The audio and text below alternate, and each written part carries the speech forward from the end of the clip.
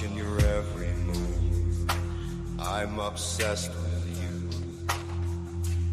Twisted thoughts erupting and slowly decaying.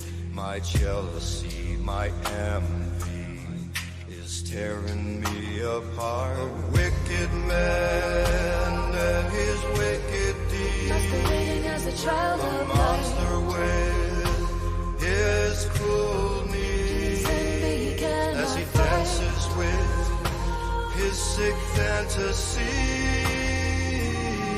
What is done in the dark will always be brought to light. Slithering around the murky green swamp, voodoo priests enchanting the dance, making deals in the dark. The laughing spirits and all that they haunt. A wicked man and his wicked deeds, Masquerading as a child a of monster light. with his cruel needs, as he dances with his sick fantasy. What is done in the dark will always be brought to light. A foul smell in the air, potions fill my lair. Deception lurking and waiting, with envy in my eye. My spirits ascend to spy. Voodoo is the ritual, odor fills the room. Smoke-stained walls, and the energy is gloom.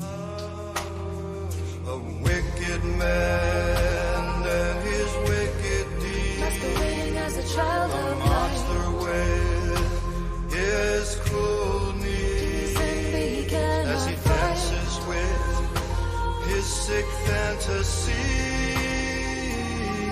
What is done in the dark will always be brought to light. Twisting the truth, for there is none in me. Weaving dark magic all through the night. Tears of envy, my jealousy ignites. Darkness encasing alive in the night.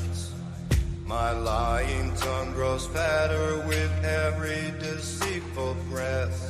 My soul is rotting and it tastes like death. A wicked man and his wicked deeds, Masquerading as a child a of monster light. with his cruel needs, as he dances with his sick fantasy. What is done in the dark will always be brought to light. The cloaked deceit, this is my life I'm doomed to repeat. A treacherous heart, envy growing in me. I wish I was you, with everything that I do. A wicked man and his wicked deeds, Masquerading as a child a of light. monster with his cruel needs, as he dances with his sick fantasy. What is done in the dark will always be brought to light. Reaching out to the filthiest of scum, wishing I was him, not the man I become. The sickness in me, I'm a lunatic disease. Traitors and manipulators, part of my flock. We twist the truth and dance in the dark. The flames of hell are licking my feet. Good will prevail. You will all fail.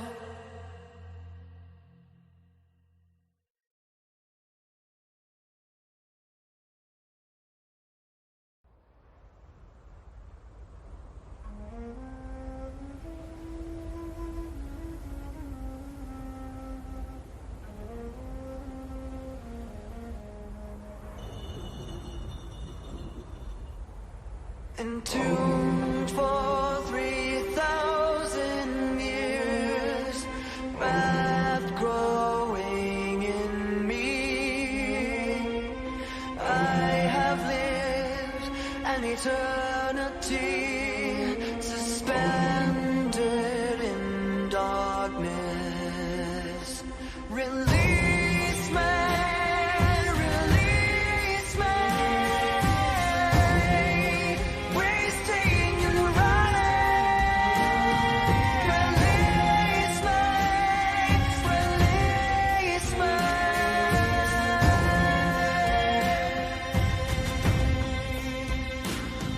Condemned and bound, the sands of time have run out. Curse fills the room, curiously open my tomb. Rising from the cradle of death, my sentence has come to an end.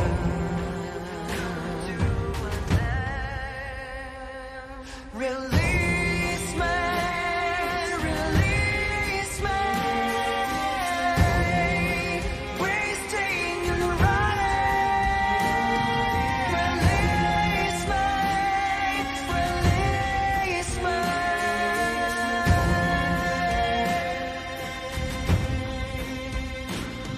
My curse is your curse. Death is the gift I bring. Revenge in my hands.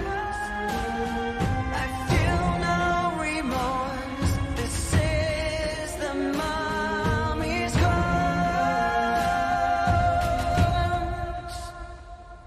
Release me, release me.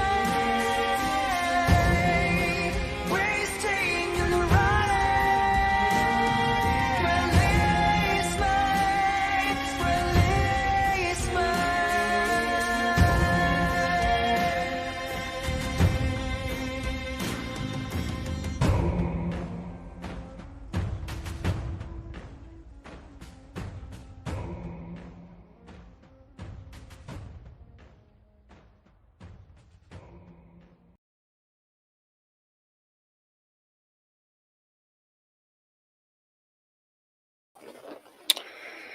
Oh, welcome, folks. Welcome to Paranormal Roundtable. I'm your host, Josh Turner, and this is PRT.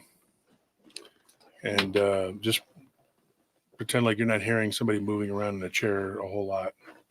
This chair's not moving right. I think Cam messed it up last night.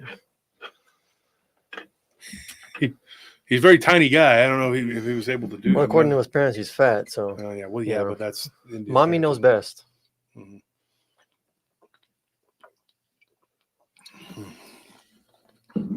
Poor kid. I can't believe he's not even very big. And they're like, Yeah. you're fat. Why are you not 110 pounds? Mhm. So last night we did an impromptu show on Rumble. And we were in here working in the studio. We were doing a bunch of stuff, and we were. I'm not into TikTok. Mhm. I'm not into TikTok, and Yeah, I'm me not neither. into.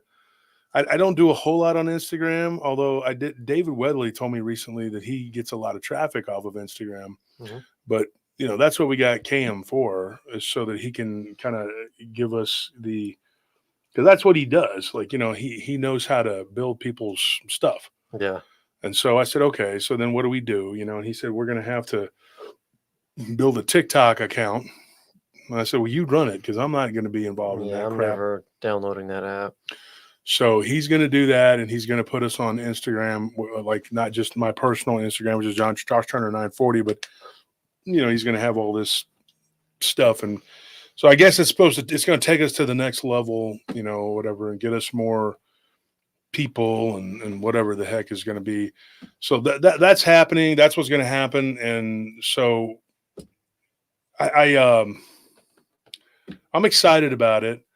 So we decided just to check out the Rumble, because we were talking, and Kim was like, what are you guys doing on Rumble? And I said, well, we're not really doing anything right now because the app is so janky. And so I told him, I said, well, let's go live and see what happens. And so we did.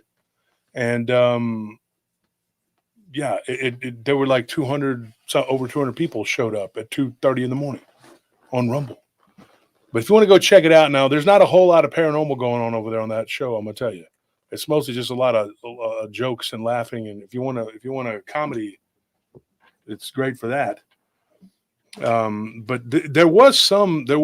We talked some about Kim actually taking DMT and actually seeing demons, and then actually.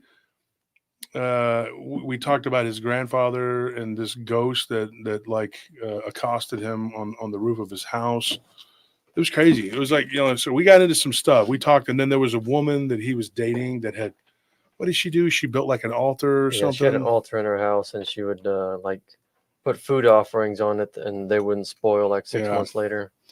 And I guess they were food offerings to the devil, demons, whatever you want to call it, which was crazy. And so he was talking about how he touched it or something. I don't know. Did you lock the door? No. Okay. Yeah, well, I better get one. We don't want some of these lunatics coming up here. But anyways, that's what's going on. So we ended up doing Rumble last night, and we got a pretty good crowd. And we went on until probably 5 in the morning or something. Yeah, pretty much. But it was fun. We had a good time, and I hope everybody goes and checks it out. If you feel like, checking out the latest Rumble, iteration, whatever, of PRT.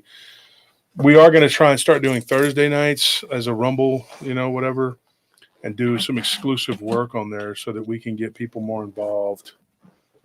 So.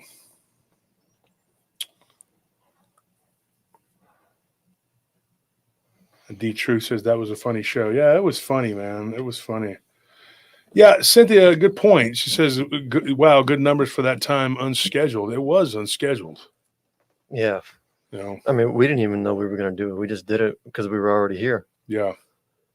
So let's bring on our co-host, the amazing Monica. Let's put on the headphones. Headphones so we can hear what the hell she's saying. Goofy Mickey Mouse ears. There you go. Or you cannot just read my lips. Hold on. Read your lips. Read my lips. No taxes. I'm a cowboy. Well, yeah, okay. You're from Massachusetts. You're Cowboys. Whatever. I always aggravated me with the Bushes. They're like, we're Cowboys. We're Cowboys. Any Cowboys from Michigan. I mean, aren't they from Connecticut? Connecticut or Massachusetts or New Hampshire or something? Somewhere up in the Northeast. But then he would be walking around. There's only one of them. He's the only one with a Texas accent. Yeah, GW was walking around in the heat of August, and literally he was the Crawford Ranch, and it was like 110, right, in the shade, and he's walking around with like a saw in his hand, like, hey, I'm fixing fences on my ranch, and somebody's like, why do you think he's a reptilian? I'm like, I don't know. I mean, he's always outside with a long sleeve shirt and pants on in the 110, and I mean, the people walking around with him are probably like, oh my gosh, this lizard. Jeez. Shed your skin and go back in your hole. Go back inside, man. Like, just molt already. What is wrong with this guy? Like, and then, dude, I thought he was the dumbest until we got this one. Like, them too. Yeah, he definitely gives GW a run for his money. Yeah, if they're ever like if one of these days we're going to look back and somebody's got to make sound bites between the two of them. Well, we got to get them in a room together and just listen to the conversation. Oh man, it'll be the biggest train wreck of a conversation you've ever heard in your life. Let me tell you, fool can't be fooled again. You're like, I was like, that's exactly how it goes. Wow, our wings take dream. Where wings take dream, right through the towers. Oh my God. Okay. Well, I mean, let's be honest. I mean, it was him and some friends. It was an accident, whatever. But and then the look on his face. He had the book upside down. They come in. They tell him. He's like, "Oh, they done did that. Oh, the emperor did that. That wasn't supposed to be till tomorrow." He's like, Daddy, why did you do that? I wasn't ready for that. Well, look, son, I'm going to have to tell you. That's just what me and Bill decided this a long time ago. We've been talking to these people from the Middle East and said, look, we got to do this and whatever. And then everybody's all shocked. Well, I can't believe it happened. I wasn't shocked at all. I was not even shocked. People were like, why aren't you shocked? I had already bought my stock in Halliburton. I was like, well, we're ready to rock and roll because we knew that was coming. Mm-hmm. They're like, how can you profit from this? What are you supposed to do? I profited during the housing bubble too because nobody listened to me. I mean, look at what's happening now. I mean, this dude, like he just goes and shits himself in front of the Pope. I mean, it's so bad. I mean, the Pope is like, you making the caca right in the front of me. Dude. So that's not the worst thing that's been done in front of him. Yeah, no, exactly. But maybe he wasn't prepared for it, though. He's like, next I have to meet Mephistopheles, and now he always is smelling like a sulfur. Well, when he met the Pope, he told him, I think he literally told him that he's the greatest African-American baseball player ever. Yeah. Like, dude, are you kidding me? Oh, my God. I can barely hear You're that lost. Here. Oh. You up? We can bring Abe on. Abe? Howdy. What's going on? You How tired? y'all doing? No. I'll be sleeping during the day, and I'll be doing the night hour shows and stuff. So You've been doing the night shows. Did I step on your toes last night? I didn't mean to. No. I've been doing pretty good actually, man. Yeah. Been getting a lot of viewers late at night. I heard you talking about the viewerships. Normally it gets pretty busy between what I noticed between 3 to 6 in the morning, man. Mm-hmm. It gets. I think one day I got like almost close to 2,000 viewers from 3 to 6 in the morning. Wow. Because you're getting viewers from the other side of the world too. Yeah. Somebody just said Abe has great shows. Abe has great shows. Abe has the eye. And if anybody doesn't know, I'm not joking. It's called the Ojo Dotado in Spanish, and that's because of what he went through as a child. People are like, how does this guy see all this stuff? I don't believe that. My pineal gland's calcified. I drink fluoride every day. I tell him, I was like, dude, because he was taken by a curandera, or a bruja, depends on how you look at it. And that's how he ended up with those abilities. I mean, it's pretty simple. In the Mexican culture, that happens, Yeah, it runs in the family because my sisters have those abilities too. My family members, I guess, because when you go through something in that nature, that you get exposed. Like, I don't know. When I was a kid, when I got back from Mexico to the United States, they followed those witches. They came to our house, and for years, I'm talking about, they would come every Saturday and be trying to do witchcraft and necromancy, in which I guess portals were opening up, and you catch all this activity, demonic activity, in which a lot of my brothers and sisters, they also have the spiritual gift because they got exposed to that. So it's kind of like we can sense things. When you're exposed to it, then and you've been exposed for so long that you get used to it. So it becomes first a nature. So yes, it's in, when you experience it, then because you've been there, you felt it, you see what kind of activity happens. So it's like first a nature, man. But yes, I've been been able to see things in that nature all my life. I wonder how many people woke up today and lost something. Like an object? Yeah, like maybe they posted something and then they woke up and it just wasn't there anymore. Oh, snap. I got to do it in the Emperor's lap. I'm afraid my YouTube channel is quite operational. You and your friends arrived to spy. You can do that in the hands. Where are the tiny hands? We should have made that joke whenever you were full screen because people can't see your shirt Tiny now. hands. You're tiny. You gonna give me a hand? Is this what is this? I put it on my pinky. Here, give me a hand. I'll give you a hand. How about a standing ovation? What was the name of that movie, Brother Josh? Are you talking about the guy with the little hand? The little claw hand. Take the strong hand. He was trying to feed that girl with his hand. my hand. He puts his hand in the mashed potatoes. They call me the two-finger My bandit. germs. My germs. Everybody's like, "Ugh." You know, a lot of people are intimidated by a turkey, but you just got to know the anatomy of a turkey. He's like, I don't know what that is, but I'm gonna lick it anyway. That was funny as hell, man. The show right there. He's Oh like, my he's God. like reaching for. He's like, give me a hand. He puts out his little claw hand. He gives him. Never mind. He falls. I wonder how many people ask for his autograph, man, just for that show. Every time they see him. No, I just thought I thought it appropriate to wear my "Oh Snap Thanos" shirt today because, well, snap happens. Snap happens. You know, you're just driving along thinking everything's fine, and the next thing you know, you wake up and, well, things are gone. Sucks. 86 says, I hope you washed those tiny hands after last night's show. What the hell?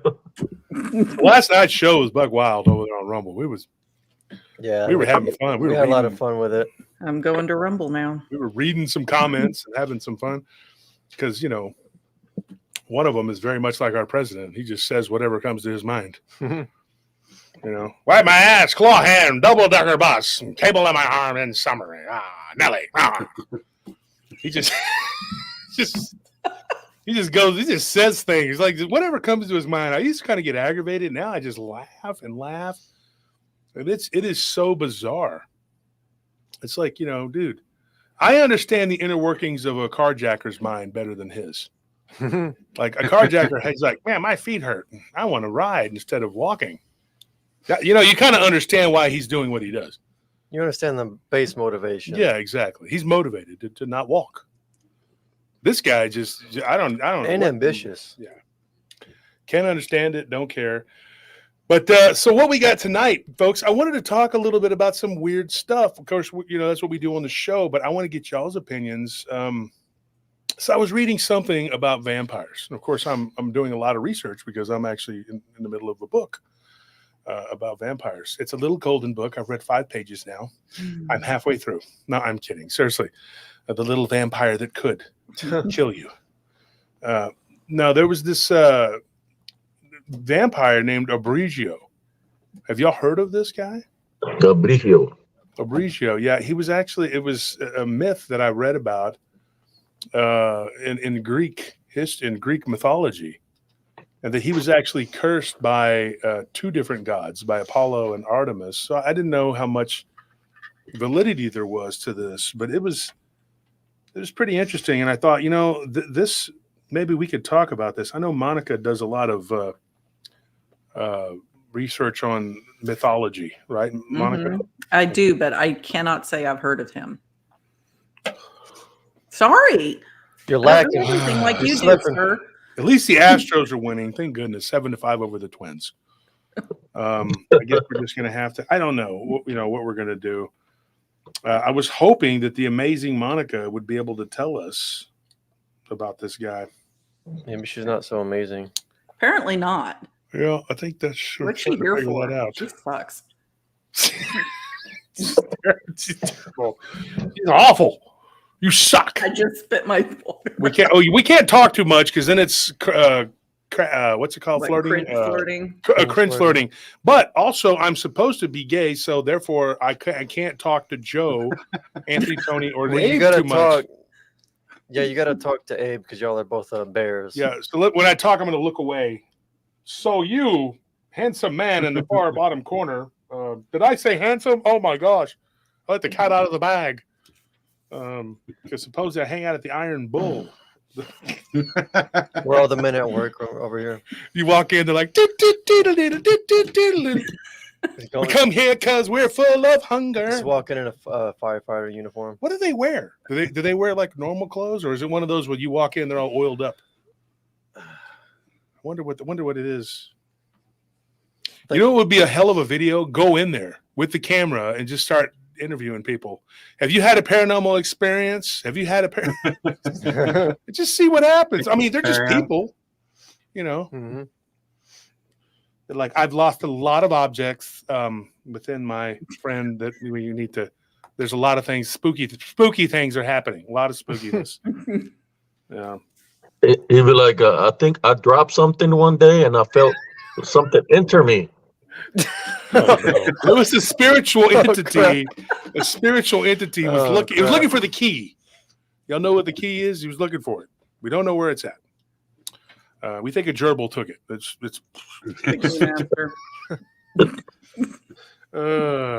I tell you, that key has not reappeared. Where once again, it's gone. Because I put it somewhere. I either put it in that Harry Potter closet that we have under the stairs. Where Dobie lives. Yeah, or I put it in your desk in the in your office. It ain't my desk. Why would you don't put know. it in the Harry Potter closet? Like I just remember That's where that. the pet food is. I just remember that like I put it somewhere where like I wouldn't normally put it. I feel like he's the ghost that's been moving the key around. Wow. Oh, that's crazy. I don't know why that would be. So I wanted to find information about this vampire myth. Ambrosio, or Ambrosio. Ambrosio. Abrigo. Yeah, it says Ambrosio's bad luck followed when he ended up gambling away his soul to Hades, the god of the underworld. The next curse came via Apollo's sister Artemis, the goddess of the moon and hunting, that made it so that Ambrosio's skin would burn if he touched silver. This is from the history of vampires, and it says who was the first vampire in history. So let's talk about that for a minute. Who was the first vampire in history? Now, Scorpion, who's done a ton of work on the vampire myths, he knows a lot. Because at one time he was obsessed with it because of what do you say, an art teacher? Yeah, I think he said that the art teacher, like, she rubbed up against him one day, and so he fell in love with her or something. You know? She talks about weedy, Steve, and then next thing you know, he was like all in love with her. I'm like, okay. She was like, no, I just had to scoot behind your desk, young man. Why are you getting so weird? Okay. Then she told him about vampires. So Scorpion doesn't retain a whole lot of knowledge other than like, he's got a good memory, but he doesn't like have a lot of interests. But one of them, two things: Star Wars and vampires. Like, he knows everything about them. Like, this dude knows lineages, clans, bloodlines, and all this stuff. I'm like, what in the hell? I don't know all these different types. There's like this one he calls Camarillo, and like his brain is like a hard drive for all that stuff. It's just there and it doesn't go away. Yeah. And then he tells me, you know about werewolves, I know about vampires. I'm like, you know more about vampires than I know about werewolves, dude. I just know stuff, like what I've been told. This guy, like, he like hunted down books. Like, when we moved from the old place into the domain, he had old ass books on this stuff, which made me wonder, like, because some of those books, you could not find them on Amazon. So naturally, he just tossed them into his room and let them get mold on them and dissolve. Because that's what you do with books that are from the 1700s that are out of print. You spend all that time hunting them down, like, You can get another one. like Van Helsing, just to let them dissolve. Because I literally picked one up, and I'm not joking, folks. You might think this is a joke, but they were there. We were helping him move his stuff out of that place because they stayed living there. So then when they moved to the other place where they went to, him and my brother, they're roommates, and they had a 3-bedroom apartment. And so when we helped them move, I picked up one of the books, and the pages were dissolving and falling out of it. And it was a compendium of creatures of the night, some kind of weird, it had a name. We tried looking it up on Amazon, doesn't exist on Amazon. And I said, where did you get that at? He said he got it at the library. He checked it out at the library in Del Valle. He never returned it. Mm-hmm. And then later, I talked to him about that book, and he goes, oh, no, that was my ex-girlfriend's dad's book that he got in the Philippines when he was in the Marines.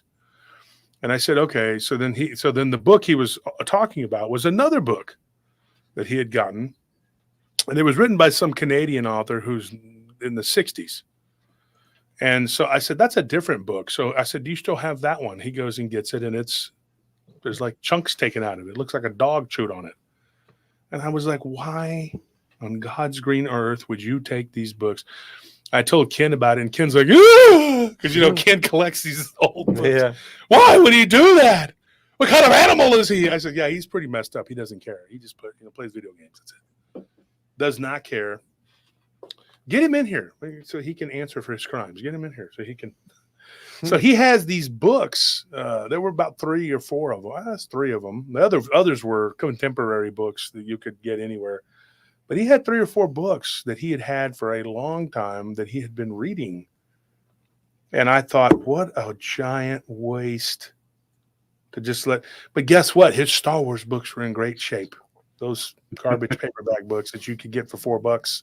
Two of them for 50 cents at a yard sale. Those were spot on. They didn't have mold or anything on those. He wasn't using those to say. You know why they had mold on them? You want to know why? And Scorpion, this is true. He would use them. He would take his drinks, like Circle K, or was it the Fountain drink? Fountain drink, 7-Eleven, big gulp or whatever. He would just set them on the book to let them, and then the moisture went down into the books and destroyed them. I'm not joking. Who does that? Well, he does, obviously. But I mean, besides him, who would do that to an old book like that? So trying to hunt down these books, they're no longer in print. But I think if you use another engine besides the G engine, you might be able to find them. We found the second book. But I don't know how much it was changed and redacted or whatever. This book that I'm going to tell you about was so it was so, I'd say, informative. It was more like a grimoire, okay? And it had incantations and spells that were used by vampires to make themselves more powerful, more potent. And it even talked about how to create your teeth. Well, he was in the book. And it was called like Walking in the Night or some kind of, it was very innocuous name. It didn't say vampires, blah, blah, blah. It was like, and so I questioned Scorpio about that. And I said, did you read it? And he goes, not all of it. And I'm like, why would you not pay attention to what you have? So you basically had in our house a book of vampire spells for God knows how long, 10, 15 years, right? And then when I need it for my stuff or whatever, of course, it's gone. But he has a couple others that he was able to show me. So I went to the other vampire expert that I know, Lady Anne Celine. Mm-hmm. And so she and I talked, and I said, don't tell Ken what he did with those books, because Ken would fall over dead.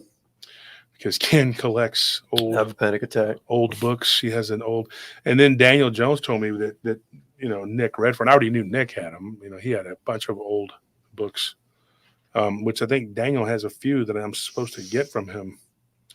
And Nick said that they would help me on my way.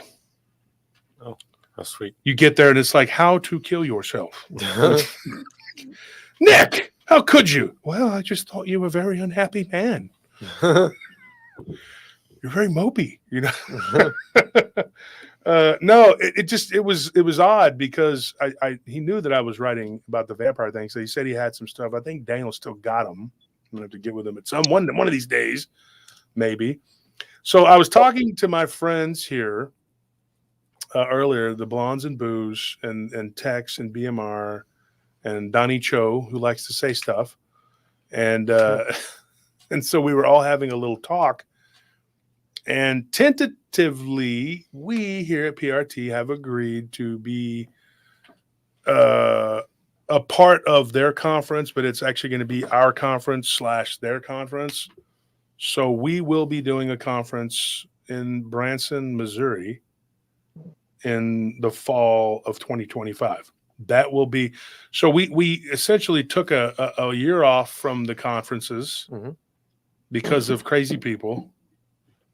That are so in love with me they can't stop talking about me, but they're in love with you too, Anthony. They think you're a good looking guy. It's kind of hard not to be, I could tell there was an attraction. There was a glint in their eye. Yeah. Nobody loves me. That sounded so creepy. I mean- Sounded so cringe, man. So cringe. I mean, if you go up to people talking like that, it's kind of hard to. You're gonna You creep walk- them out. You just Maybe that's what. come and go, hey, do you have this screw? And I'm just, I need this screw. And I was, And then the pickles. Maybe that's what it went psycho, bro. You wasn't giving them attention. they saw you at the conference, Abe, and they were just like, oh, look at all that man. He is Sergeant Theus. That is one rotund man if I've ever seen one. Look at them. Look at the arms on that man. Like big old Vienna sausages. Like big old bratwursts. Big old bratwurst. That man has kielbasa arms. He's going to show you where the wild goose goes. We talked about that last night on there. I was riding a four-wheeler. They're like, I wonder if it's related to Van Helsing. I wonder if he's got a big steak for me. Got a big steak for that big barrel chest of yours. That's oh man. All right, Joe, don't let your child come in the room now while we're talking to you. Joe's like, get out of here. Stop coming in here in your underwear. What are you doing? It's not time for that. Just wanders in all bleary He eyed. just comes in, he's like, what are y'all talking about, Dad? Like Nothing. Nothing. I'm on nothing. Just wearing like Power Rangers underwear. What is it? Hey. I'm hungry. I heard something about steaks. Are we, whatever. But you know, we have Five this. Nights at Freddy's, but yeah.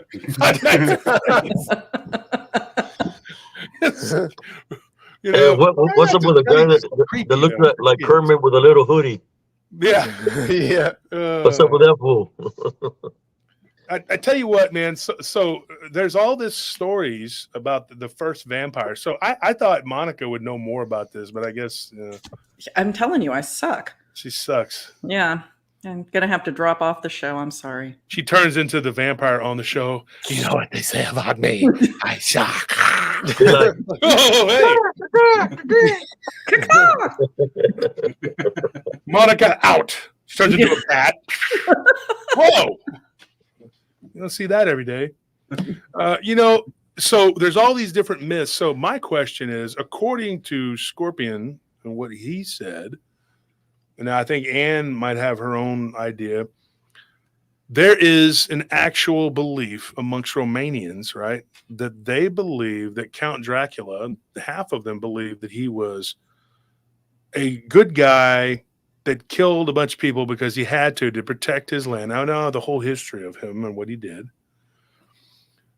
But there is a belief that he transcended death, and not in a bad way, but he transcended it in a good way, that he cheated death and that he actually continued to live on because, as we have talked about on the show, there's this thing called bilocation. And do you all know what that is? Do you know what bilocation is? Two places at once. Yep. Yeah, like physically being in two places at once. Yeah. And so I was thinking, what if that is the case with someone like him who is very powerful, right? Because supposedly he was very devout in the Catholic and the Orthodox faith. And people said that he observed both of them at various times. Now, there's a weird story that this is a Romanian woman who gave me this story. I want to get her on the show. She's actually pretty, she's got some stuff.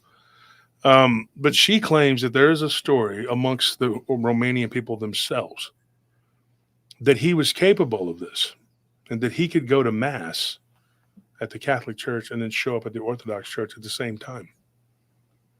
What was this time? 16th century? Yeah. What was it? And so when you look at what he did, well, look at his death. Look up his death, the day that the supposed, like his death, because he was seen half a dozen times after that by multiple people.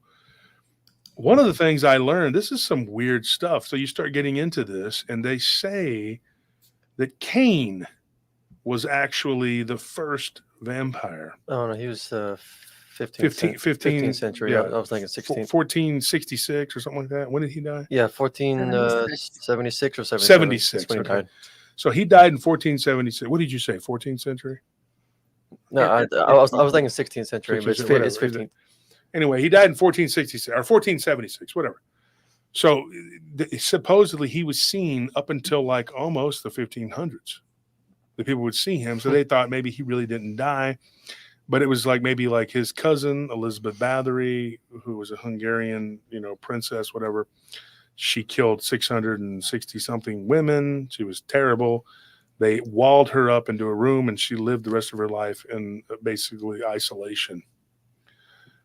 But of course, that's not really what happened. I don't believe that. I think she was confined to her castle, but I don't believe that they walled her up and kept her there under guard. I don't believe that. These nobles, they're all vampires, and they've all been vampires for a very long time. So my personal belief, and this is going to sound wacky, but I've said a lot of wacky things. I think that he was a vampire, Count Dracula. And I say this with not in the way that people would think. It's how these vampires are. They have the ability of bilocation. They have the ability of astral projection and all these other things because they're of this nobility, of this bloodline. And like I said before, they have the cheat codes. So that would explain why it's a localized thing where the Romanians and Wallachians in particular, it's a region that was once a country. It was established as a buffer state between Christendom, the Habsburg Empire, and of course, the Ottomans, which were the ever-present threat because at that time they were the ones that carried the torch for Islam. And it was really Islam versus Christianity because they had an inexhaustible supply of soldiery.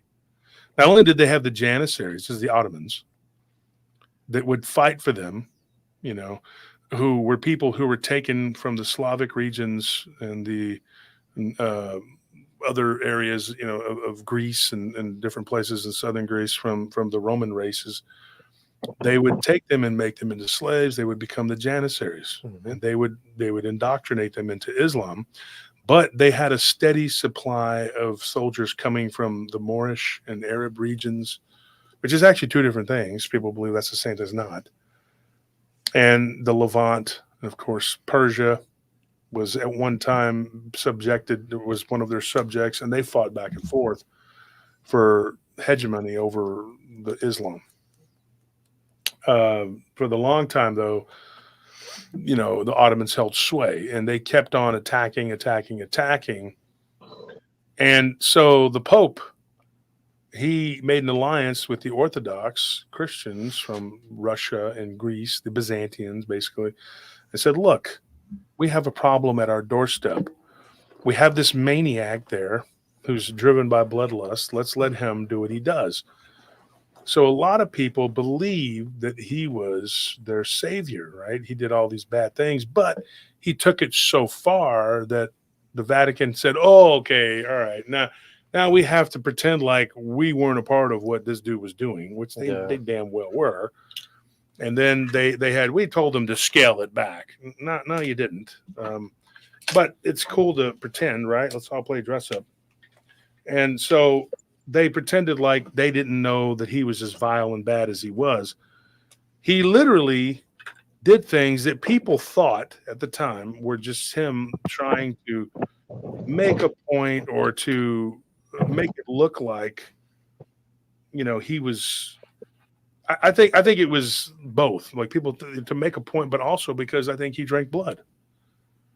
He would literally drink blood. I mean, that's on documentations. Like everybody saw. Yeah, wouldn't him he dip his bread? He in would it? dip his bread and he would drink it. But that's also what a lot of others have accused certain religions of doing too. They've accused the Vatican. They've accused rabbis. They've accused a lot of people of drinking blood. A lot of people have been accused of that. But he would drink it, and he did it regularly. Now, his cousin Elizabeth Bathory did it too. She bathed in it. She drank it. She consumed it.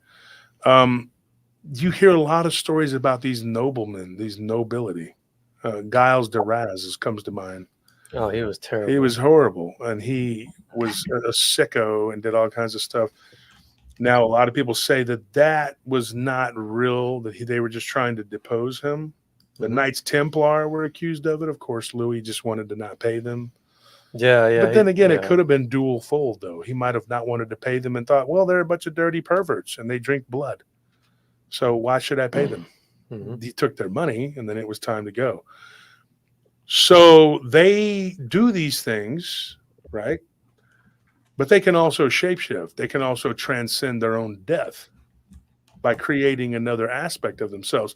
Folks, listen to what I'm going to tell you. If you go and you study Dr. Dahesh, okay, Dahesh, he was somebody that a lot of people say was able to do this. And I've said this before, that if you were Christ and you wanted to continue your ministry, death's not going to stop you. Mhm.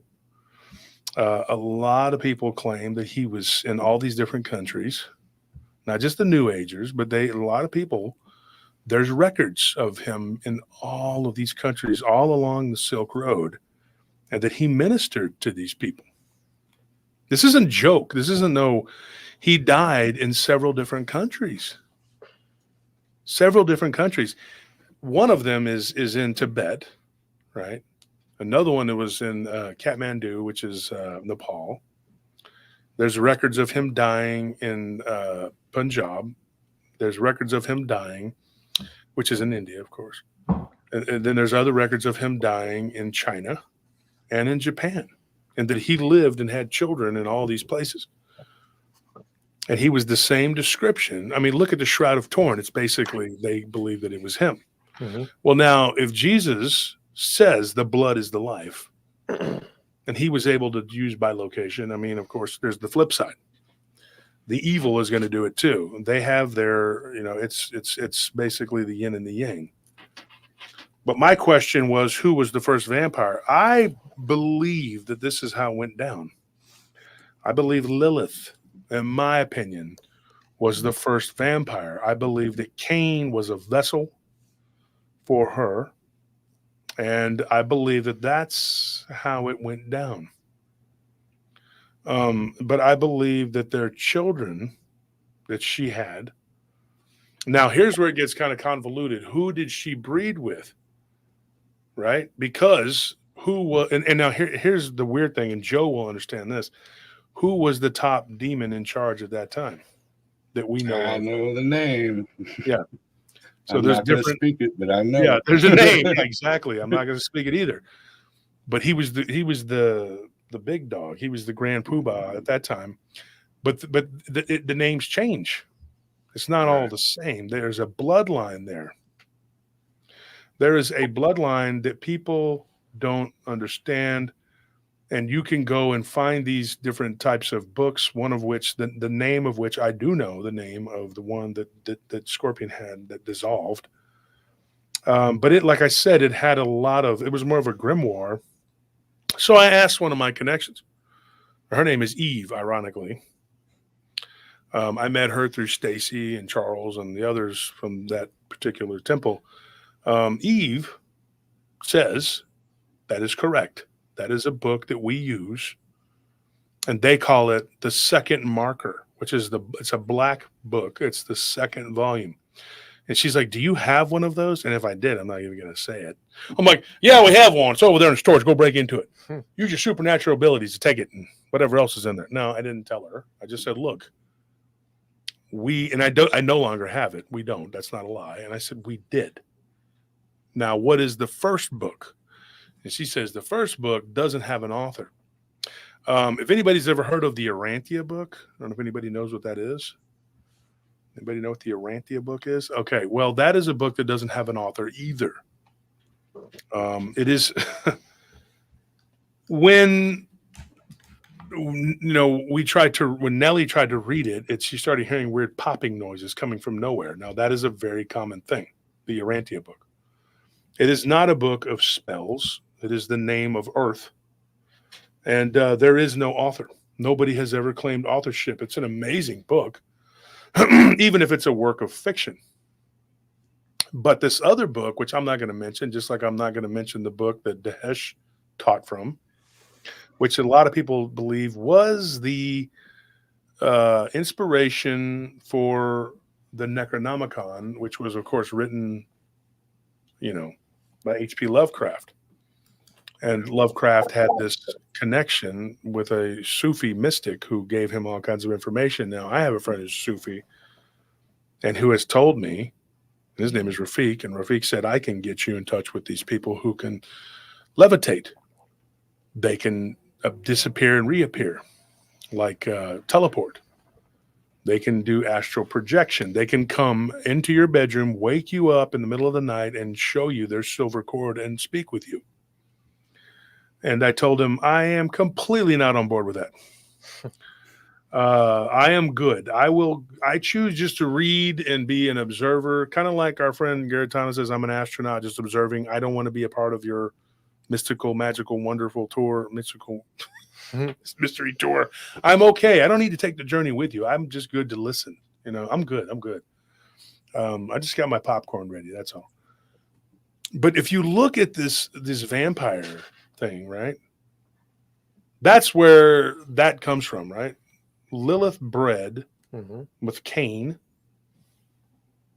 right? The son of Adam, because she was mad at Adam.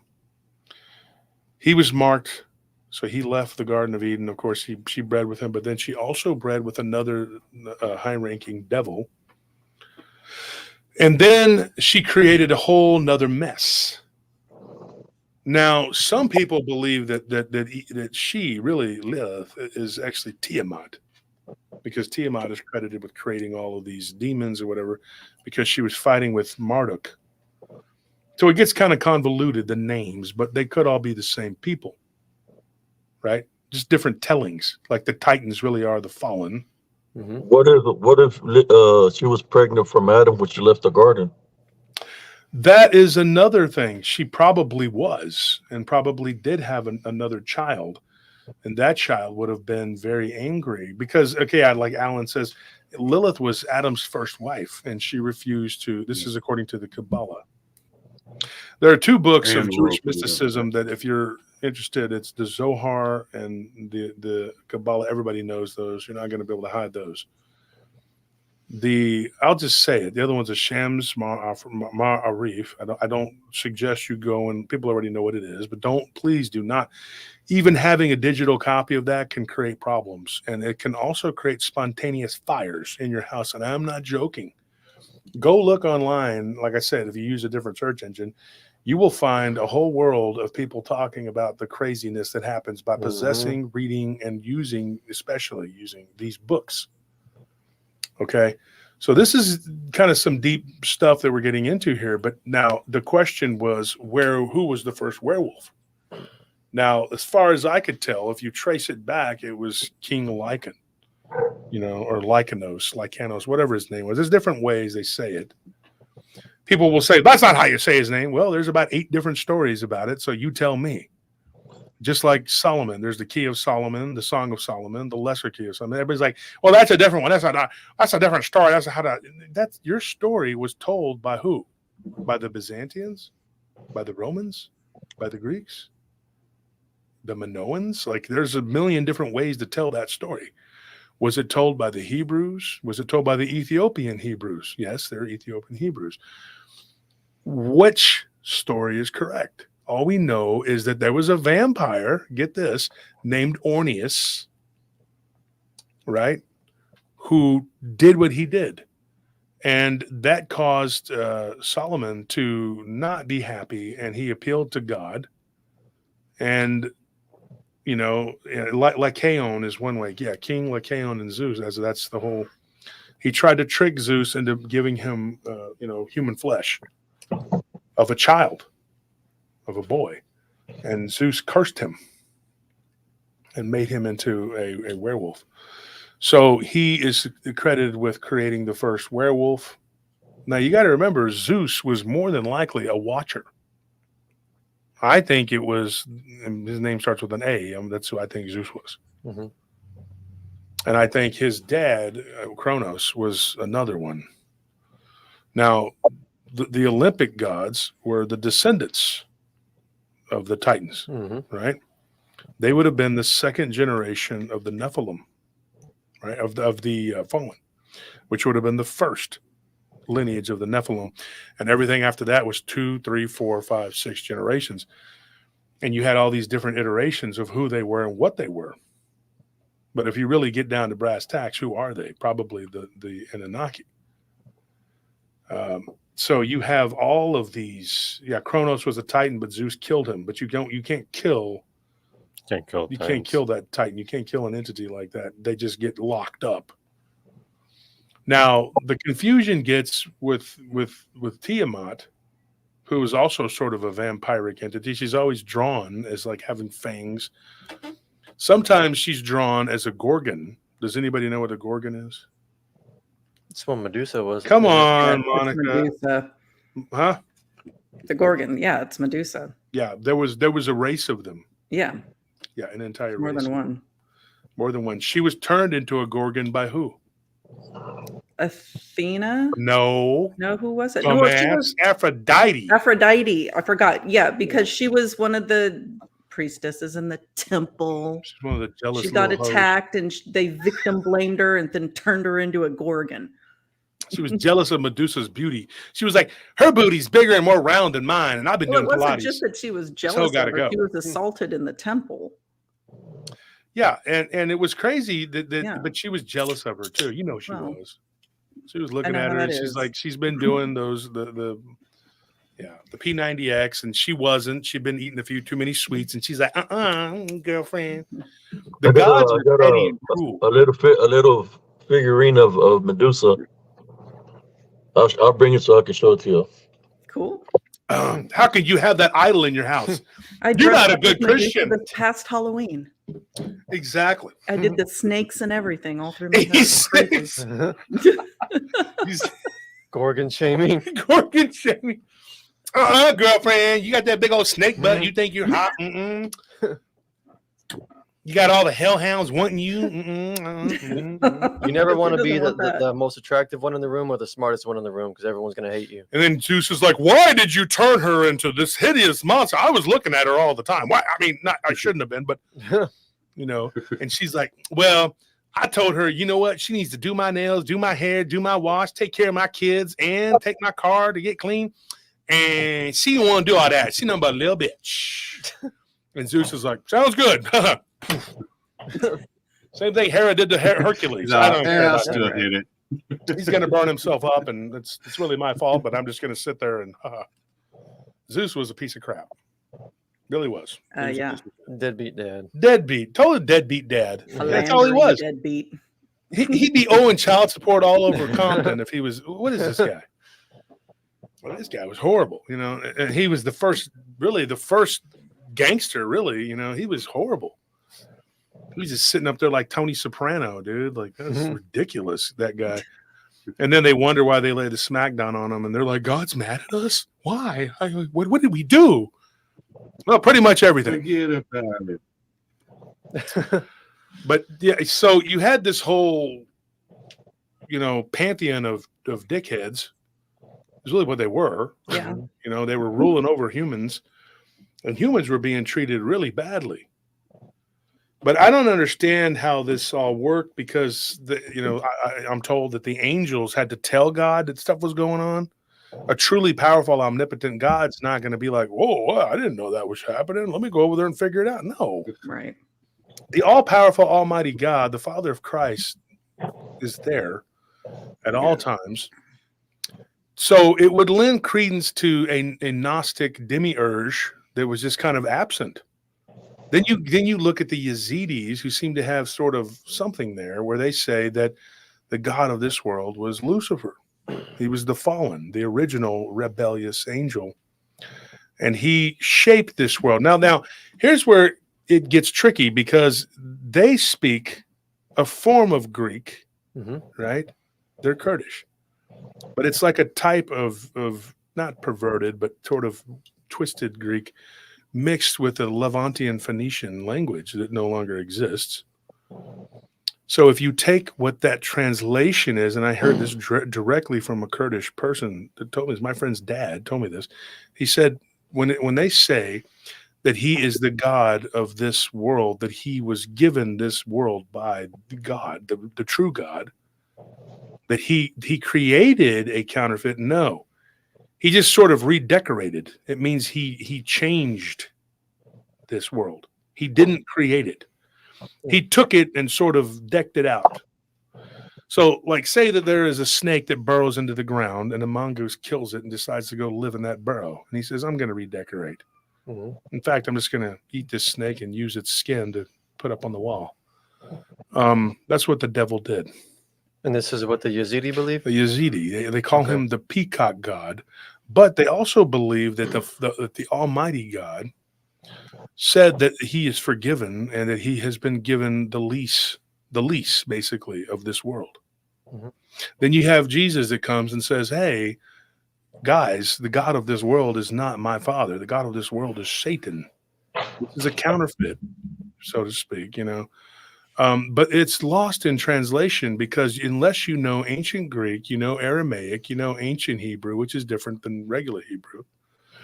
And then if you don't know the oral Torah, like my friend Joe here, if you don't know these things, you don't know what you're talking about. So then you have the children talking, even though they're 65 years old, they're still children in their minds. And they say, I ain't made by no Anunnakis. I'm made by the God, and I'm just like him. I'm angry, bitter, and jealous, and I kill, and I do bad things, and I lie. And that's what he did. And then I'm doing it too, and I'm made in his image. Because a lot of those words, like they actually don't translate to English at all. Like, they do not. Like the eye of a camel. I mean, when it says that it's easier for the eye of a needle. Yeah, a camel, the camel is actually a camel is like a knot. It's not an actual camel. You know. I couldn't find her, guys. I think she's running loose somewhere around here. It's like trilogy of horror or trilogy of terror. She's like running around with a spear, ready to shoot you with it. I had her on the shelf over there, and I can't find her. I had two of them, and I can't find neither one of them. You know, slithered away. I think you're in trouble, man. I'm just going to go off on the limb and say it. I think that plastic thing is going to come to life and stab you somewhere really, really bad. You're going to wake up and it's going to be sitting there looking at you. Look at you on your chest. I can imagine when Monica was a kid. She was probably waking up with marks on my body. So they got angry dolls on Tales from the Hood. It's like rubbing on your arm. You got these nice big sausage arms.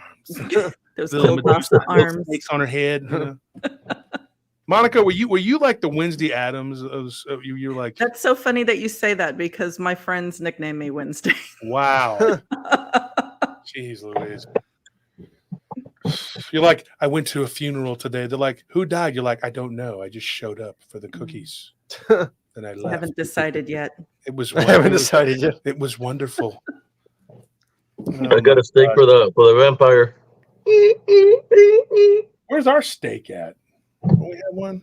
Yeah, it's a front. It's like been in my family forever. I think I don't know what's a steak. It looks like it.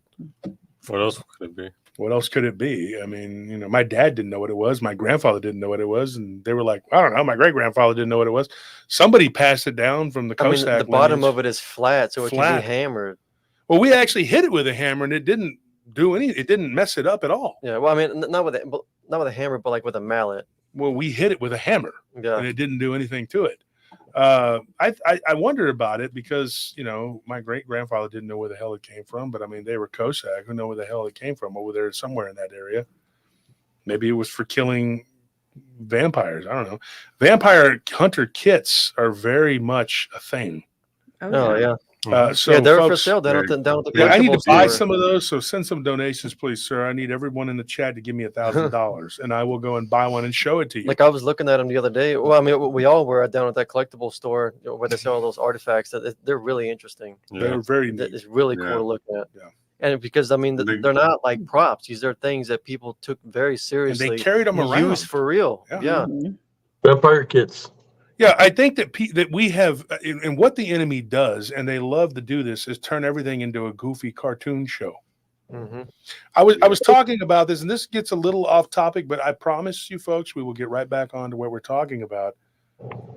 I was reading about one credit card company being it was basically like, you know, Capital One acquiring Discover. Did y'all know that Discover Card is now going to be owned by Capital One?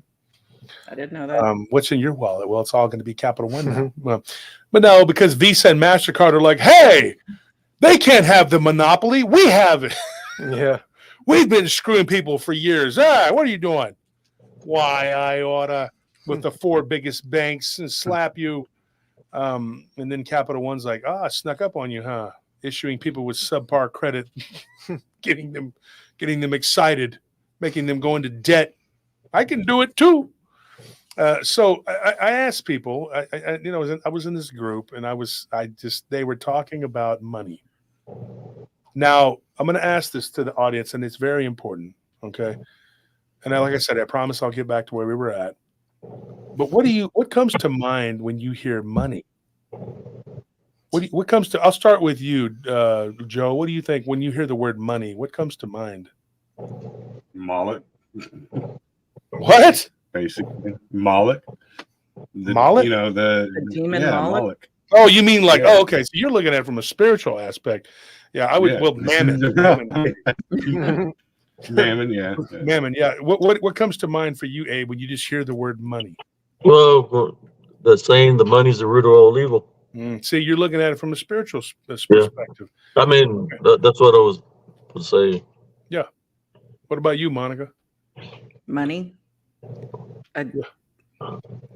Pyramid. The pyramid. The pyramid. See, this is the wrong crowd to ask because y'all are actually more bills and working, honestly. That's bills and working. See, the average person looks at money and you know what they say? I'm going to do this. I'm going to do this. You watch. I'm going to get this camera and we're going to do this when we can do this, which I think we might be able to. I figured something out. I'm going to go and I'm going to ask people on the street. I'm not going to make no prank video. I'm just going to go up to them and go, what do you think of when you think of money? And I'm going to tell them. Or they're going to go, cash, because that's what most people think of, or whatever. In our station in life, none of us here are independently wealthy. If you can see your house from the road, you're not wealthy. You might be a little bit rich, but you ain't wealthy. You might live in a neighborhood where they think they're rich, like ours. They think they're in the patrician class, and they're like, dude, I live right next door to you, bitch. All right, you ain't rich. All right, shut up. All right, and you're only allowed to have 3 vehicles, whatever it is that they have. Those people. If I can see your house and there's no gates to get to your property, then you're not. If I can throw a rock and hit your house, you ain't rich. Yeah, shut up. All right, so these people, they don't realize this. Yeah, Kurt says the dollar is fake money based on nothing. Exactly. What I'm going to tell you is this: if you're a wealthy individual, say you're Warren Buffett, when you hear the word money, you think of 2 things. One, it's what the proletariat play with. Okay, that's what they do. They think that's what money is. It's what they use to pay bills and whatever. But you guess what? Wealthy people do not look at money and think that that's money. I know that sounds weird. They look at it as that's liquidity, right? But it's assets. There's all sorts of assets. It's stocks, holdings, futures, all these different investments. They look at things in like commercial real estate, ranches, farms, whatever assets you have, fleets of vehicles. Those are assets. Whenever you hear, this such company NCS was acquired by ABQ, whatever, people are like, it's a deal worth $40 billion. You know what people think of? And then they get out of this damn mindset. They have a cartoon in their mind of a Loomis truck driving up and bringing a bunch of money in, and then they go, "Oh, thank you, I own this," and that the guy, the capitalist, owns the building now. Yeah. That's not what happens.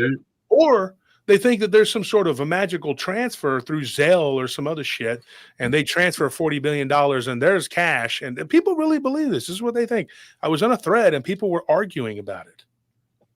And I was like, dude, it's simple. They don't look at money like we do, or like I used to. They look at things in the terms of wealth, true wealth. They look at things in terms of assets. When there's a deal that's done for $40 billion, there's liable to be 20 different types of currency that go through that deal. There's liable to be 20 different types of assets that change hands. That's why they say the deal is worth $40 billion. If it was liquefied, whatever, into, money. Liquidated. The reason that is, why do you think that? Do what, Joe? I was going to The say reason that I didn't want to steer you. I didn't want to get you off your topic, but I got a little something about that. okay, the Go ahead. reason that is because money is not money. Okay, what we use to pay bills and do this and do that and blah blah blah is all bullshit. That's all. That's the scraps that they let us play with. It's a trap. Yeah.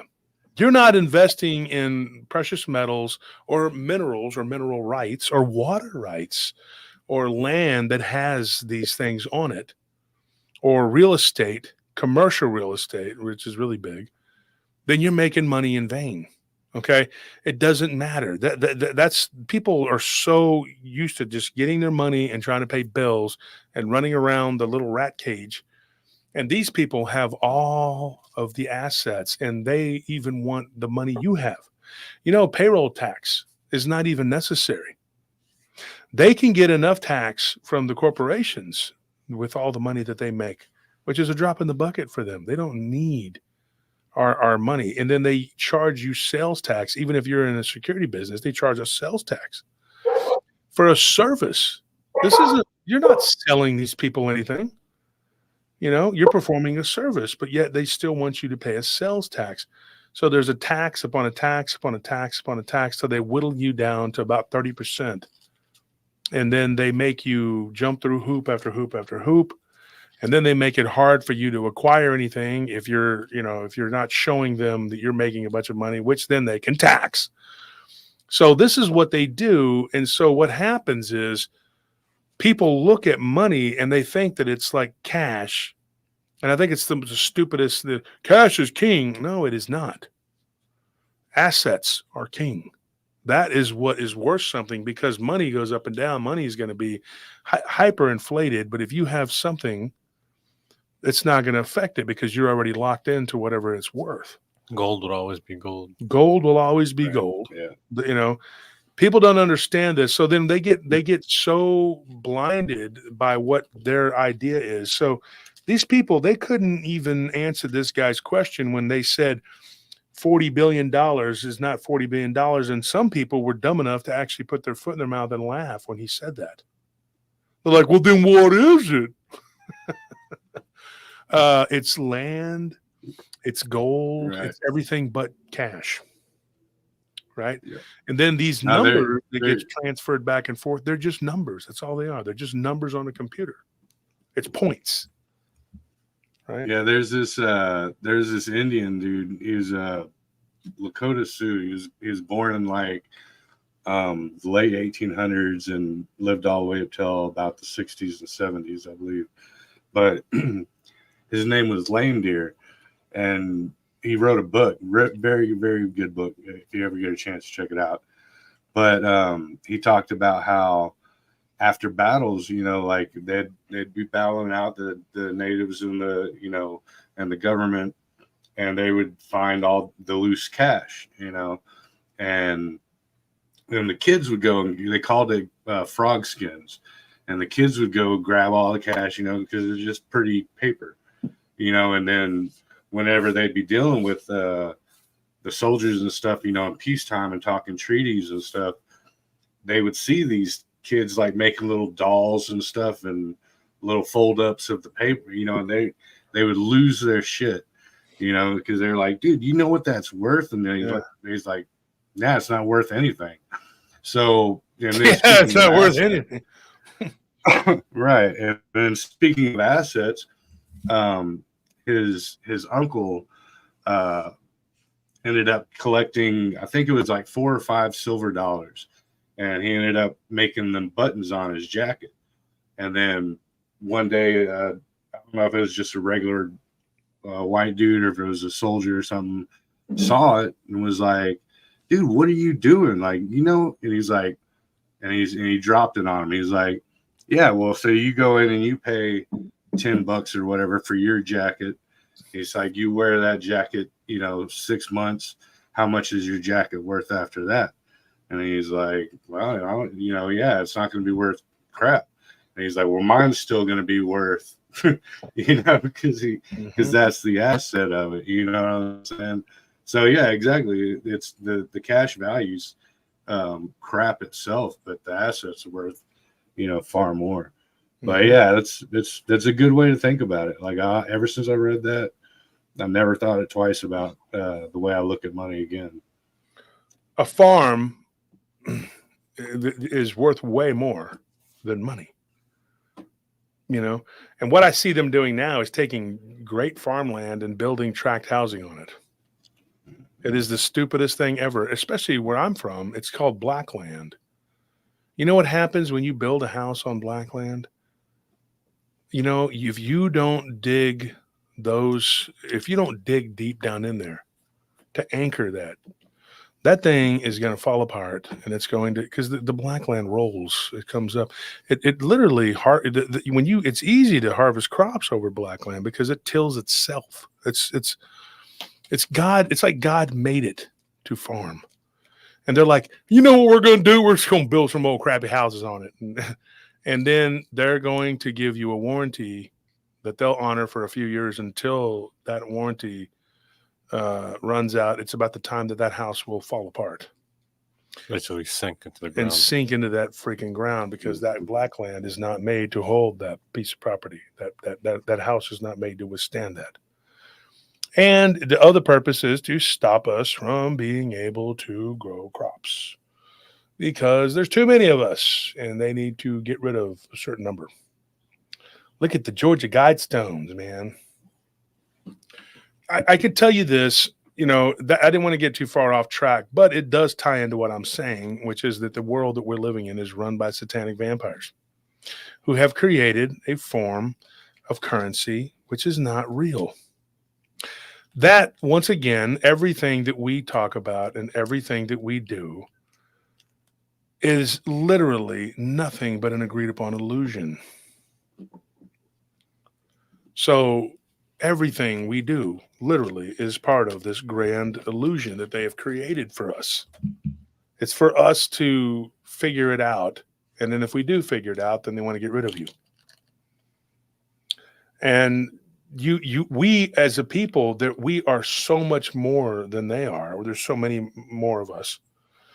But the problem is when someone begins telling the truth and warning people about what's happening, you become a troublemaker. And then the first line of defense is the morons, that your peers that are retarded. They have the retardation, and they use their simple minds to come after you because, well, you're making too many waves and you're becoming too popular, or whatever the hell the deal is. So you're getting too many people to listen to what you're talking about. And if that doesn't work, then they start shadow banning. And then if that doesn't work, they outright ban. They find some flimsy excuse, and then eventually they drive you away. Or if worse comes to worse, they'll just disgrace you or kill you because you won't stop. You're a thorn in their side. They need you to be asleep in the matrix. These entities, these vampires, it's important that we know where they came from and what they are. I don't know yet. I'm not real sure, because the first task is, who the hell was the first one? If the first one was the defiant Lilith, who literally bred with a demon to create children, these are not the Nephilim either. This is a different set of beings. Just like some people will argue that the Jinn are the Nephilim, I say that they're not. I say they're two different things. I say that there's multiple different layers and different levels. Now you got to also understand interbreeding.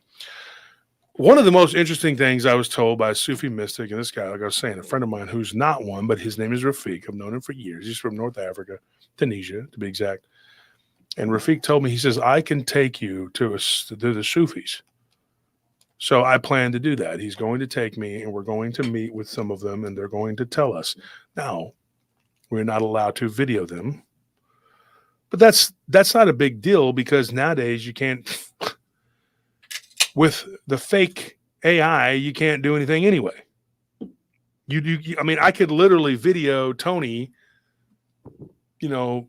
punching himself in the chest and disappear to the crowd. Like the magician, the Egyptian magician Yeah. from the Jerky Boys. It wouldn't matter because it's not. Nobody's gonna. They're like, wow, he disappeared. Well, it's just a camera trick or it's AI. It doesn't matter. It doesn't matter. I have one on my channel right now, my page right now.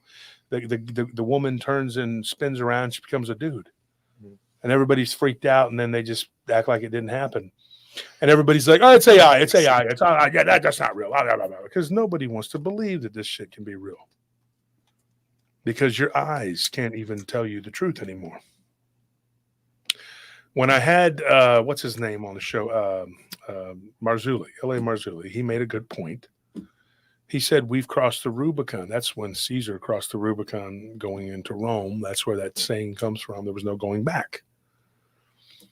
And he said, that is the end right there. Gaetano and me have had the same conversation too. It's the same thing. It's basically like, it's the end of all things as we know it. We enter into a new age. And we better adapt or become obsolete because AI is going to be here and it's here to stay. Now, we could ban it. We could take it away, even if that was a thing, which they're not going to.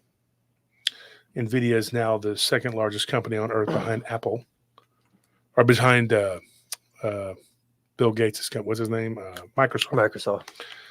So that's not going to happen. But even if it did, it would be the equivalent of the Japanese banning guns, which lasted for a couple hundred years until the 1800s came and they needed guns. And that was the basis of the movie The Last Samurai, when they industrialized and he had to get rid of the samurai because they were the relic of the past. And they showed them why guns were more powerful than swords.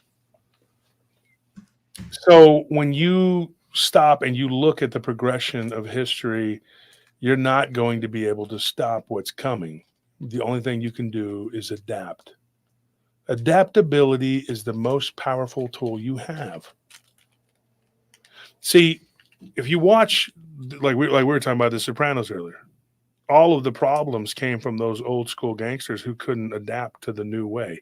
Mm-hmm. And it was Tony basically over and over again, Soprano, putting a foot in their ass and telling them how it was going to be because they didn't want to do, well, this is how it's always been done. I'm not doing that shit. And he's like, oh, the hell you are. And then he was having to lay the smackdown on these dudes. And then eventually it culminated with a war. And he had to get rid of Phil Leotardo or Retardo, whatever his name was, because he kept causing problems. This is what happens. You lead, follow, or you get the F out of the way. And you get out of the way because you don't have an answer. Creatures go extinct, not just because of mankind, but because there's a universal arms race that takes place. And they're always having to be one step ahead. And you're not going to be able to compete if you are a creature that cannot adapt. Adaptation is everything. Your enemy gets a leg up on you, you adapt and you change. And then they say, well, there's an invasive species and it's going to kill everything. Well, you better learn, you better adapt, or you're going to go extinct. Just like the pythons now in Florida, in the Everglades. If the gators don't figure it out, they're going to be extinct because the pythons are going to outbreed them. They're going to outfight them and they're going to out-hunt them. So they are a very adaptable creature. They've been around since the time of the dinosaurs. So my money is that they'll make it. Other creatures, maybe not so much. Like some of the indigenous snakes are already going extinct. I'm going to tell you this. This is what happens over and over again. And it has happened here on this planet, on this earth, over and over and over again. If people think that humans can't go extinct, they're out of their damn minds. The only reason we haven't is because the powers that be want us for their food. You think I'm joking?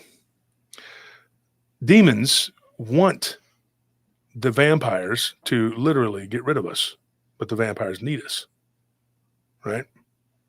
Because the demons want a world of their own. And they use certain groups of people to facilitate that, who also claim that same thing.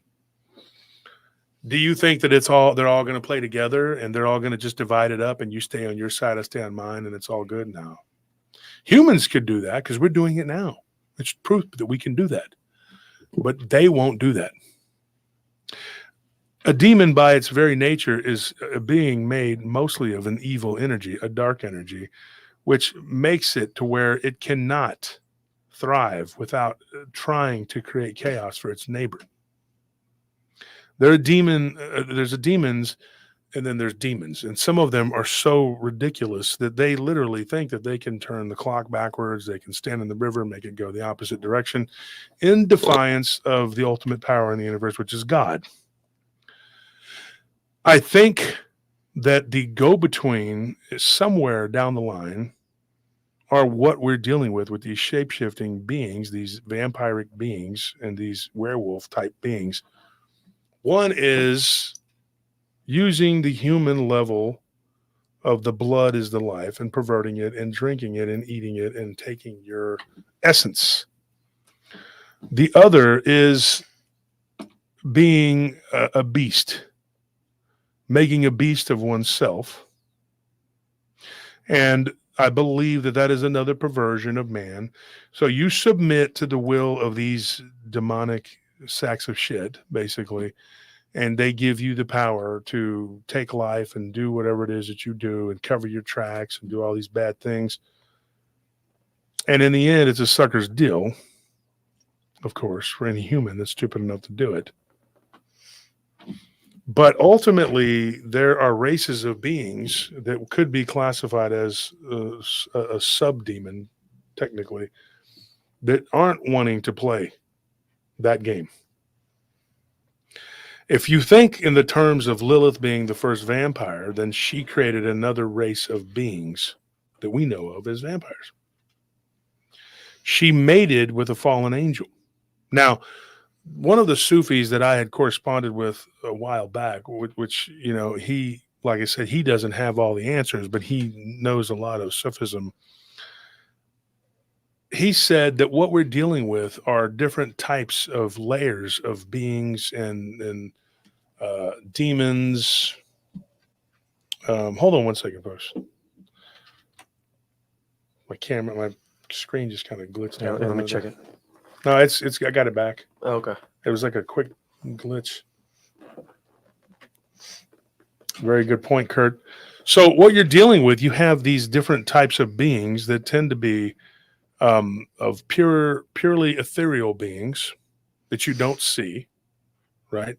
Thank you for that. Those memberships. Remember to buy a membership, $5, and you can be entered into the drawings on Sunday. Every Sunday we give away merchandise. So you have multiple layers of what's and people. It's so hard to figure out. But that's why when I would talk to Scorpio about the different types of beings, he was like, dude, it'll take your whole life to figure them out because there's so many different kinds. So they are a type of demon, but their lineage comes from one particular demon that she bred with. So that is one race of evil entities. And the further back you go, the more metaphysical they are, right? But then you have these archons, which are essentially fallen angels. Now you have two different sets of them. You have one that's the rebellious, led by Lucifer. Then you have the others that are the watchers, led by Samael or Semyaza, depending on what. See, that's the thing. Some versions of it call him Semyaza. Some versions call him Samael, right? And there's different translations to their names. And then there was one that started with an A, was particularly nasty. He wasn't the leader, but he was one of the worst. And he was completely in defiance of any kind of rules. He was the lawless one. And so he helped to convince Semyasa to do these sins. Now, when you take these names, for example, you find different variations of them all throughout history. And you start to wonder, like, what are we dealing with here? Each one could be the source of these. Each one could be a different source of different types of demons, different types of beings, or aliens, depending on how you want to look at them. Really, really evil intergalactic outlaws, which is what they are. depending on which side of the fence you're on, whether you're a UFO guy or a paranormal ghost guy, you know, you're going to look at it different ways. Or if you're a Christian or a Muslim or whatever, you know, these beings are, you know, they're there. They have this ability, they have these powers, and they can manipulate and warp time, space, and humans. But ultimately, they can only do so much in this matrix that we're in. Right? They can come down and get in our sandbox and play, but only to a certain degree.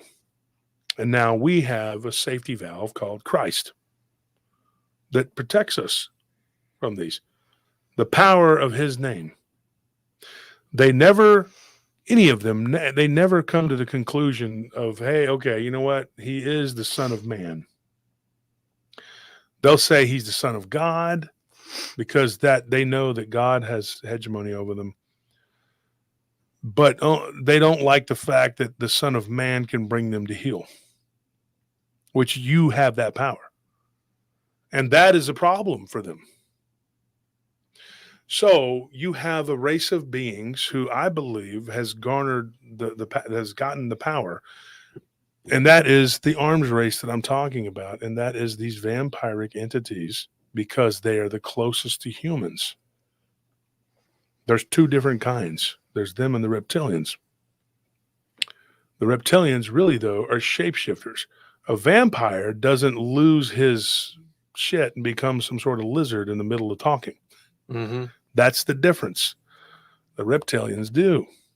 But you also have another wild card. You have a race of reptilians that are vampires.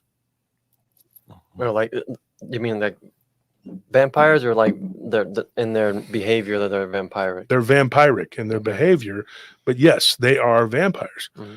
They live within the earth. They live in a hive, and they have been literally subjected to some sort of vampirism that perverted or corrupted them.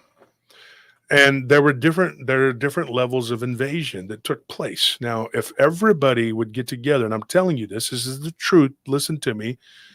If we would work together, the people that are the ghost field, people in the UFO community, the people in the Bigfoot community, Dogman community, whatever, if they would stop their petty bullshit and really get together and put their heads together and be decent humans to each other, you have the power to solve these riddles.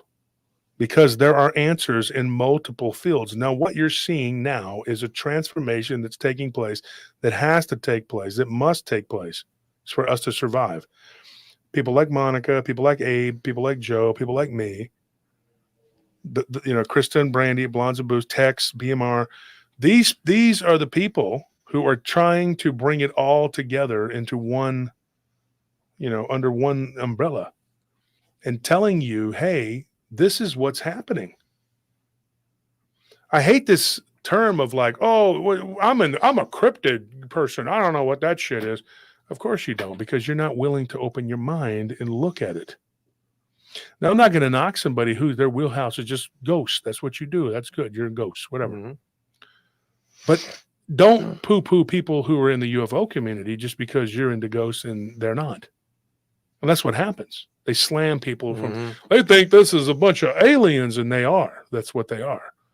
The alien people are, they think this is a bunch of demons. And that's the whole idea of like factions of people who are, I'm into aliens, or I'm into cryptids, or I'm into ghosts. It's an illusion. Like the perception of like these different factions of people within the paranormal is not real. It's just it's a man-made thing. It's all unexplained. It's all beyond our comprehension. Yeah, and Grandis, says we don't have the technology to stop them. At least it's not available to the general public.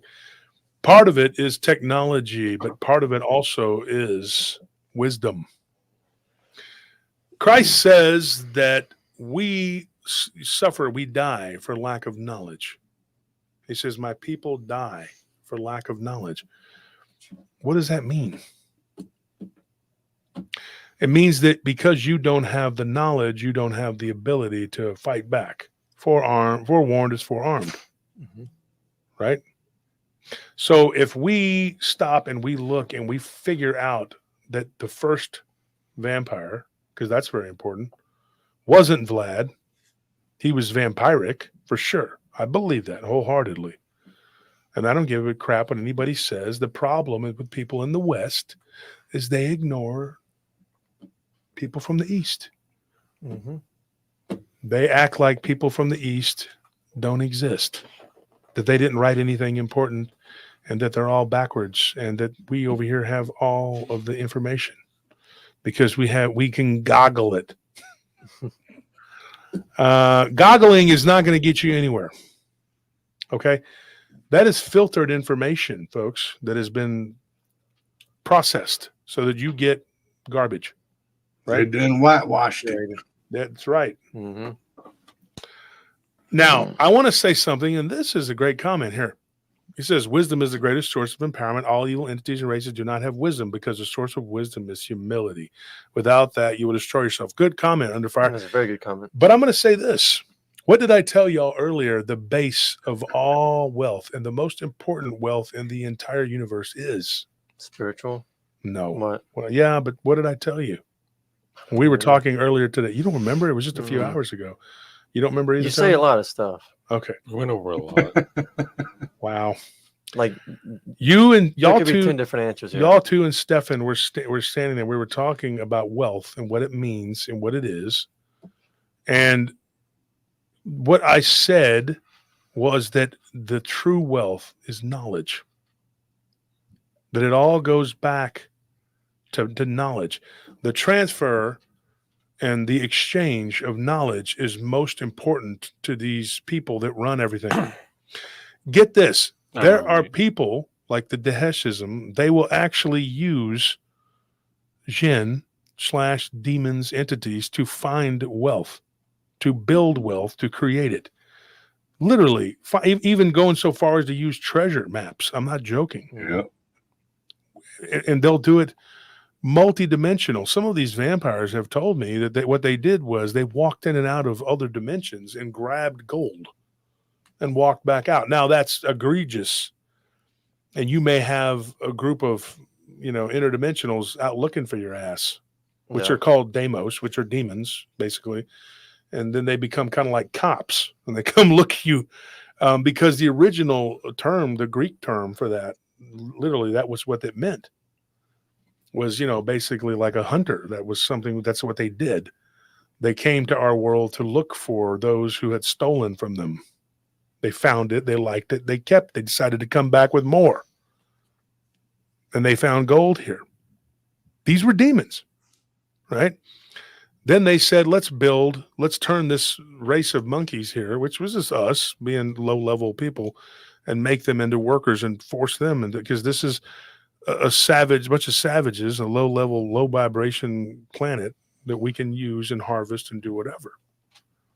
And then people said, this is God. Let's worship it. That's one theory. But they were totally discounting that there is a one true, all-powerful God that created these little shits that did this. I say little, they're actually giants. But they're nothing in the big scheme of things. They're just a race of giants. Of course, their friends had already been here. And there were already millions of years of civilization here. But they rewrote it. They destroyed the history and rewrote it and said, hey, look, this is what happened. This is it right here. They had another race that came along and rewrote it again and made themselves the most important thing in the world. And then it happened again and again and again. And then there were reptilians that came and did it, and they did it, and again they did it, and they did it, and they fought, and they fought, and they fought. And they said, you know what? We're going to fight the ones that were already here. We're going to fight you, or we're going to become God. And everyone says they're God. And everybody's like, I'm confused. We have 1,000 different races of beings, and we have 1,000 different religions. Well, that's very simple. Jesus came here from the one true, all-powerful God that said, look, enough of this. This is my son. He is the representative of me on earth. He is the Word made flesh. Right? And so when he says, and this is their big argument, is, well, that the Old Testament is correct completely because he said he didn't come to take away from the Word, he came to add to it. He didn't come to take away from the true Word of God. But do you not remember him arguing with the Pharisees about the Bible over and over again and how much of it was not correct? Yep. So he did not come to take away from his Father's word. He came to destroy and take away from the Pharisees' make-believe words that they added to what God had done. And he said those who add to or take away are going to be punished. He was referring to them because they had already taken. And you know what they said? You know what God wants? He wants us to bring blood sacrifice, virgins, and gold and silver. When did God need that? When has anyone but a physical entity wanted those things? That one gets me every time. I'm like, Every dude. time. And then you look at these evil as beings, excuse my language, I know, but it makes me mad. These beings, what they do, they always want one thing. What is it? Blood. They want blood. And Jesus tells you the blood is the life. You don't shed your blood for them. I shed my blood for you. And then they're like, he was a sacrifice. Yes and no. Okay. God did not send him down here to be butchered, but that is the way it had to be for us to understand so he could transcend. Right. And he To could fulfill show the prophecy. Yeah. Fulfill a prophecy. Yes. And so the idiots, the ignorant people of the world do not grasp these things. So I just laid it out there for you. So yes, vampires are completely real and they are evil. They are very bad. And there are people who practice vampirism. They worship Baal. They worship Moloch. They worship Mammon. They worship, and somebody said, which one do they worship? They worship them all. They're blasphemers in every shape or form. They shake their butt at Super Bowl halftime and they drink our children's blood. You think I'm joking? Mm-hmm. No, it's true. And man. then you sit there and they kill your president. They disgrace another one. And then they say, here, take this babbling idiot. And then after that, you'll have another crook and then another one and then another babbling idiot. And then that's who you're going to look at the leaders that they have given us. If they were dogs, you would have to take them to the vet and put them down because they're so senile and retarded. It's horrible. Mm-hmm. And I'm not saying that we should do anything bad to them. I'm saying that if this was a dog that you can't see, he can't hear, he can't think, you'd be like a mercy. You would go to the vet and say, look, my dog has run its course. I can't do it. I'm sad. What am I going to do? Oh, he's going to run for another term. I think he's good to go. And the dog's laying there like, let's just lay aside all common sense because he's a person. Yeah, let's pretend like this isn't really happening, and let's all just pretend like everything that is screaming right in our face, telling you to worship these beings, which is what these idiots are doing. And then if anybody tries to tell you the truth, then they go on a crusade because these people with the smooth brains and the walnut brains who can't string sentences together, well, why not? I mean, neither can our leader. They have decided that it's time to destroy you because you're telling people what's really happening. And they're like, did you just assume the brain size? I'm off my meds. I take a blood pressure medication. My blood pressure is high because of them. So anyways, that was a long-winded explanation. I get it. But what are your thoughts? Because what do you think? We'll start with you, Monica. You're the woman here. You're the only female. We'll give you the floor. Lilith was the bad one. She was a female. So go ahead. Do it. Go ahead. Tell us. You put me on the spot. Well, it was your gender that did it. Go ahead. I'm just saying. I'm sorry. My eyes glazed over because you were long-winded, as you said. What do I think of all of this? I think that, I don't know what to think because obviously you're making very valid points, but it's also just, it's hard for me to grasp a lot of that. Mm-hmm.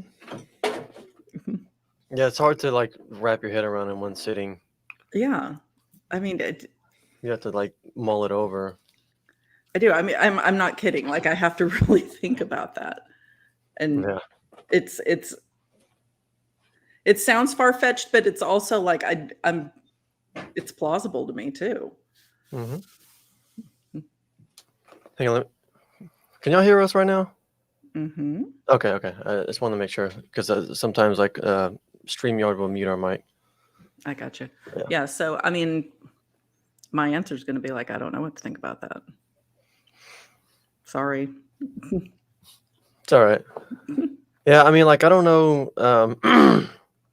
I don't really know either. I mean, like, a lot of it really and truly makes sense to me because it's important to explore what other people around the world believe and compare it to what we're exposed to and what we believe.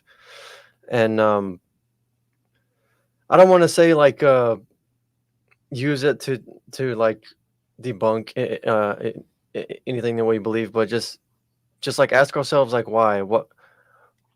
why do these like what he was explaining about the Yazidi and the Gnostics, like why do these group of people believe so strongly that what they believe is the right way? Why do they believe their way just as strongly as I believe my way? There's something to this, and I think that like there is a common thread here for throughout all religions, and that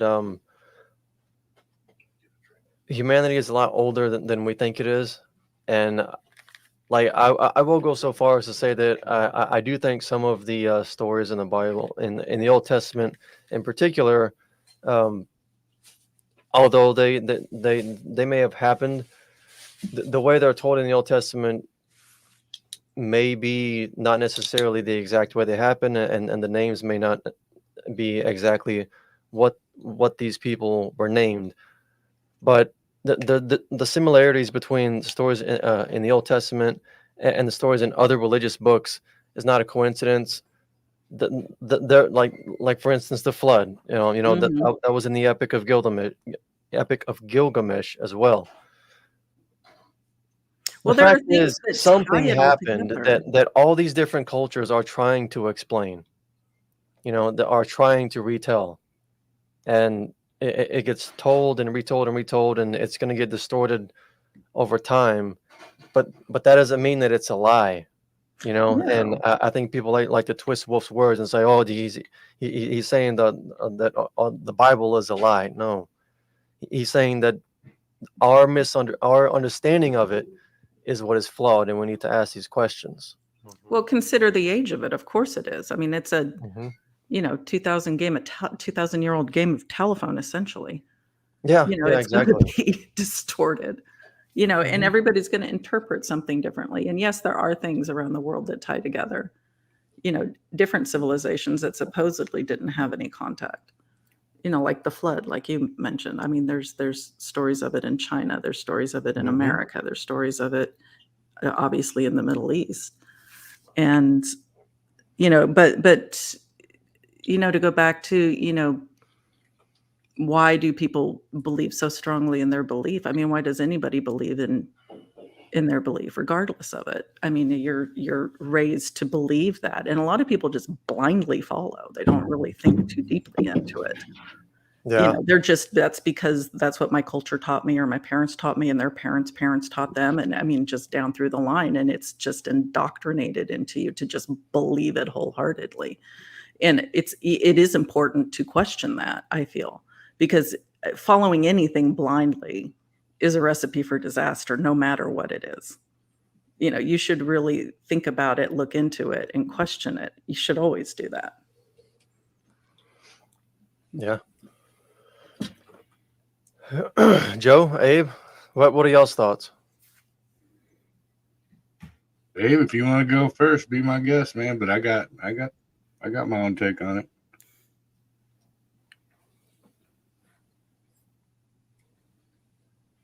Go for it, Breezy. Your mic's muted. Your mic is muted, Abe. My bad. It was the vampires, man. What I've witnessed on my life, gas, right?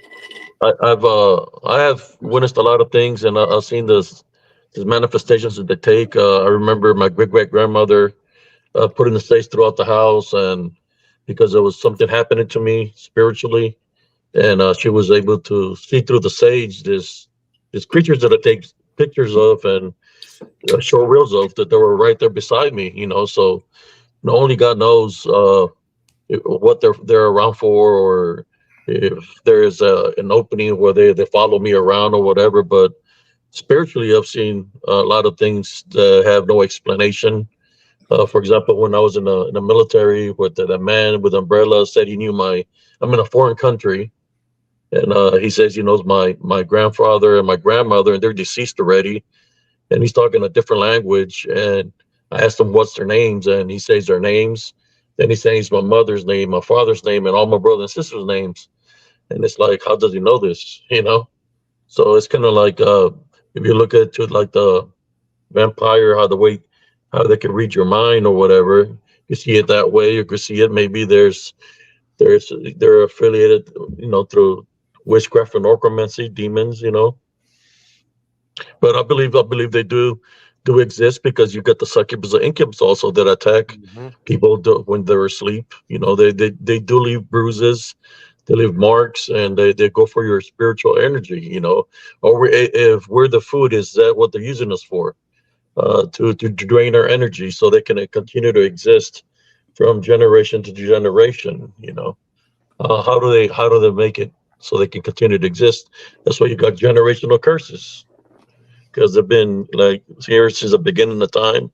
They continue to exist, but I believe they exist in the spirit. But they have many capabilities, because when that guy was talking to me, I was only 19 years old. He gave my full name of my grandfather and my grandmother, even the middle initial of their name. So it's like, how can it be, But in our hometown, there used to be this location called Labor Camp, where during the war of the German war with Americans and all that, what was it, what war was that? Two. Well, we fought 2 wars, but World War II. World War II. There was a place called Labor Camp. It's outside our town, where they had POWs from Germany stored there. There were German prisoners that they had at the labor camp, and it's like, what if there's this thing that said they knew my grandmother, my grandfather was, and they were getting POWs? What if they were Nosferatu, or possibly Lycanthrope? That's how they knew my grandmother and grandfather. But it's weird, because my grandfather passed away like in mid 1970s. My grandmother passed away in 1981. This is when that happened, it was 1990. So, and he said he knew him, and it's like, how can he know who I am? He knew who I was, and I'd never met this guy before. So that was like kind of very strange, He had an umbrella, he had a hat, a long coat, like a brown coat, but he's like, he knew everything about me. But he said he knew the first person that he named in my family was my grandfather and my grandmother, and he said their names. So, could he possibly been because he was a Nosferatu or a werewolf?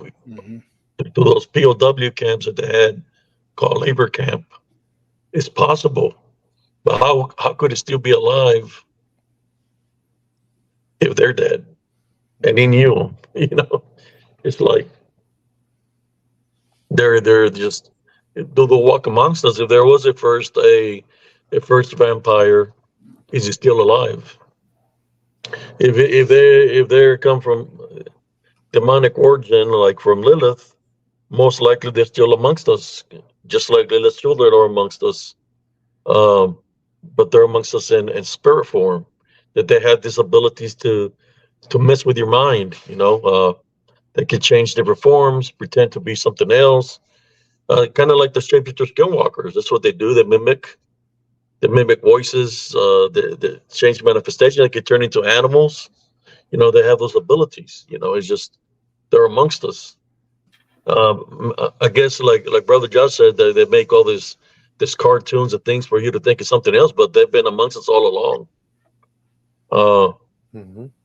What is their main reason? I guess they were part of the Watchers, they're amongst us, just watching us, studying us, but they know who we are because they know the bloodline. Uh, but I think it all boils down to uh, they know what's in our hearts. They know we have a love foundation or not. I think that's how they attack. If you have a spiritual opening, they're not really draining your blood. They're draining your spirit. Yeah. But that's my point of view. Because of what I've encountered, what I've seen in the pictures. That's what they drain me. I don't come out of there with bite marks or nothing, but I do come out without no energy.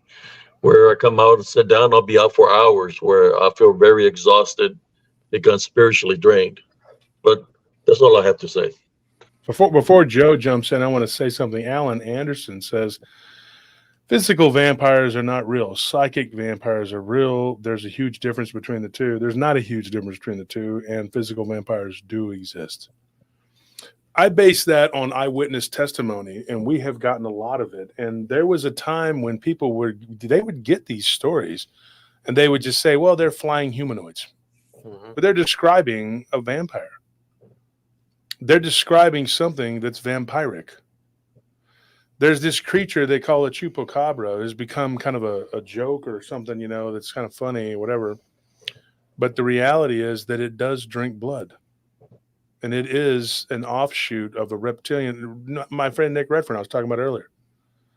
I've been hours and hours on the phone with him, David Weatherly, and all these other researchers who've done lots of work on these creatures, Ken Gerhardt, Lyle Blackburn, myself. And they can tell you that these cases are absolutely happening. People are coming up with these stories. In fact, for Nick's research, I gave him several accounts. I gave him my witnesses to talk to interview. People who claim that this reptilian creature drains the blood of sheep, of dogs, cats, and chickens. Not so much cattle because they're a little bit bigger, but they attack what they're able to. This thing, I'm going to tell you something, Alan, and this isn't me challenging you or putting you on the spot. You're entitled to your belief. You seem like a cool dude, whatever. But I'm going to tell you something. Go back and listen to the show. And listen to the accounts that we've been given. Particularly the Vampire Confessions episode. Yeah, but there's a lot of vampire work that we've done because we began calling it that. There's another one called the Belarusian Vampire, which is a case where, like, if it was given to anyone else, they probably would have just said, "Oh, it's a flying humanoid." Yeah, they would have just said poo-pooed it and whatever. I mean, the case down in South America where the guy was building the apartments. That was in Portugal. Mm-hmm. That was Portuguese. That dude, Francesco, whatever his name was. Look, these cases, they're all over the place, and I believe that there is substance to these things. This reptilian thing that drinks blood, I believe it is an offshoot. I think what they did, and Redfern talks about it, and like in Puerto Rico, there was a United States military base there. They took these underground reptilian vampires and they made their own version of it, is what they did. And then that facility went defunct. And they released them into the jungle, and the narcos started taking them in as like an oddity, like a pet. This is cool. Look at this. These guys got more money than Croesus. Why not buy one of these things? In Cuba, there was a black market for them. And that was a jumping off point because under communism, and the communists turned a blind eye, and with good reason, they hated the United States. So who cares if the Colombians are pumping drugs into the United States through Florida? They don't give a shit. And so these things were all around those islands. And so they said, these things are kind of a curiosity, sort of an oddity. And I believe that narcos took them to the Mexican mainland. I don't think that they were originally from there. I think they're from the inner earth in an opening in Puerto Rico. I believe that. I've followed the trail. That's where they're at. Now, what else has happened is there is a canine version of this thing. You know how that thing came to be? We know that the mitochondrial DNA is canine. We don't know what the father is. You know why? Because it was government engineered too. Because they wanted to create a werewolf vampiric type entity that turned into that shit. I'm not joking. These beings have been with us for a long time. And why it's important to understand that is because it's a demonic arms race to see who can circumvent God's law and smash the humans' ability to rule this world. If you get enough people to not use the J word, or Isis, however you want to say it, our language is Jesus. If you get enough people that won't believe, they won't use it. You attack them, they're not going to use it. That's their only weapon. And eventually, well, it becomes a myth. Jesus is already, in some religions, they say that, well, Jesus is not really that powerful. It's just that Christians give him that kind of power and they look at him like Hercules or something. And so what ends up happening, there are people who believe this. They think that Jesus is, he was a prophet. He was powerful, but he's not really all that. And then others who just completely disavow him or actually openly hate his guts. And they can't even tell you why. They tell you that they don't like his followers, but that's not a reflection on him. That's his followers who are wholly ignorant of what is right and wrong. They're not doing their due diligence, and they're being ignorant willfully because they refuse to look at any other books other than what's in this very small book that was given to them by the Council of Nicaea in 325 AD. And that makes you very stupid and very open to demonic attack. Look at the people who fight so fervently for that book. They do some of the evilest things the world has ever seen. And then they say, we're Christians. And the world goes, wow, Christians are really bad. They will lie, they will cajole, they will make up, they will bear false witness. They've done it to me. And then they say, we're Christians. Well, you can call yourself that till your eyes bleed. It doesn't make it true. I think those are perpetrating to be Christians. They're not truly Christians. Yeah. They're perpetrators because a true Christian is not going to be talking bad about anybody or doing negative works. They do the opposite of what a Christian does. They're just using the word, trying to give Christians a bad name because of the bad things they do. So I don't think there are Christians. If they're doing, go by the deeds, go by the works. The work says it all what they're about. And they're doing evil things, like you said. So they'll fall in a different category than Christians. Yeah, I personally, the way I look at it is, we weren't originally wired, but we've been programmed to think in like a linear thought process, to where we look at it. We look at everything like almost just like a bullet. It comes from the barrel and it goes straight to the target. But when you encompass all of it, it's a grenade. And this grenade was sent to mankind to block off the true Creator's word in every single direction possible. You know what I mean? If you go from anything paranormal to cryptid to, blood lineage through royals, blue bloods, whole 9 yards, in every single direction, 360 degrees, we're being led away from the original creation. And that's what, like you were saying earlier, Wolf, about the changing of it. It's the same Cadillac God gave us, but they're putting blades on it. You know what I mean? Like they're just changing it up just enough to where it leads us away. And when Christ came down, he took a look around the world and he said, dude, like y'all got messed up. Even the ones that are supposed to have it right, that were God's chosen people, that were supposed to have it down pat. Y'all are ones, messing it up even more than some of these other cats, because y'all have masses and numbers. And so you're putting these different ideologies in people's heads, and you're making the worship of God not even about the worship of God anymore. It's about the worship of the church, or it's the worship of money, or it's the worship of, everything around us. So I think that's the real quote unquote demonization of how they got and programmed our intellect to where we see it in one certain way, like a movie, but it's not a freaking movie. It's the Sopranos. It's a freaking series. You know what I mean? Like every season and every piece that you can look in every direction, northeast, south, and west, you can find this perversion of what God's original plan was for mankind. And it's because of the Hasatans' hate and animosity towards God that they want to change, get everybody off track as far as they can away from it, and not being able to see through the government's doing that. The government, everything. The government is taking them trying to take them out of the equation, but allowing wrongs right, making wrongs right. We see a lot of that happening with the White House. I mean, how many times have we seen the White House painted with rainbow colors, man?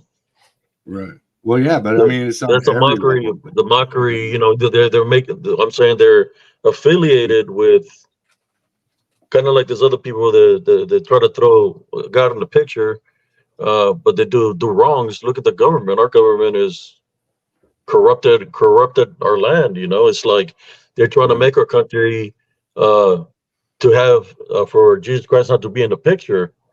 You know what happens to things that if Jesus Christ is in the picture, they fall. They yeah. But that governmental system, empires have fallen.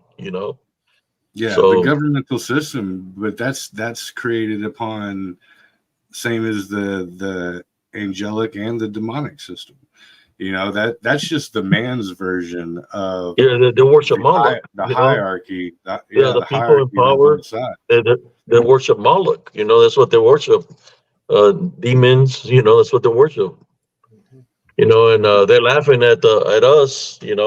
Because they're in higher power, and they're laughing at us, not just us, but just everything in general. It's kind of like, it's just crazy, man. Just like every government, every kingdom, every hierarchy that existed, as man is basically a copy of the other side, the fourth dimension and the fifth.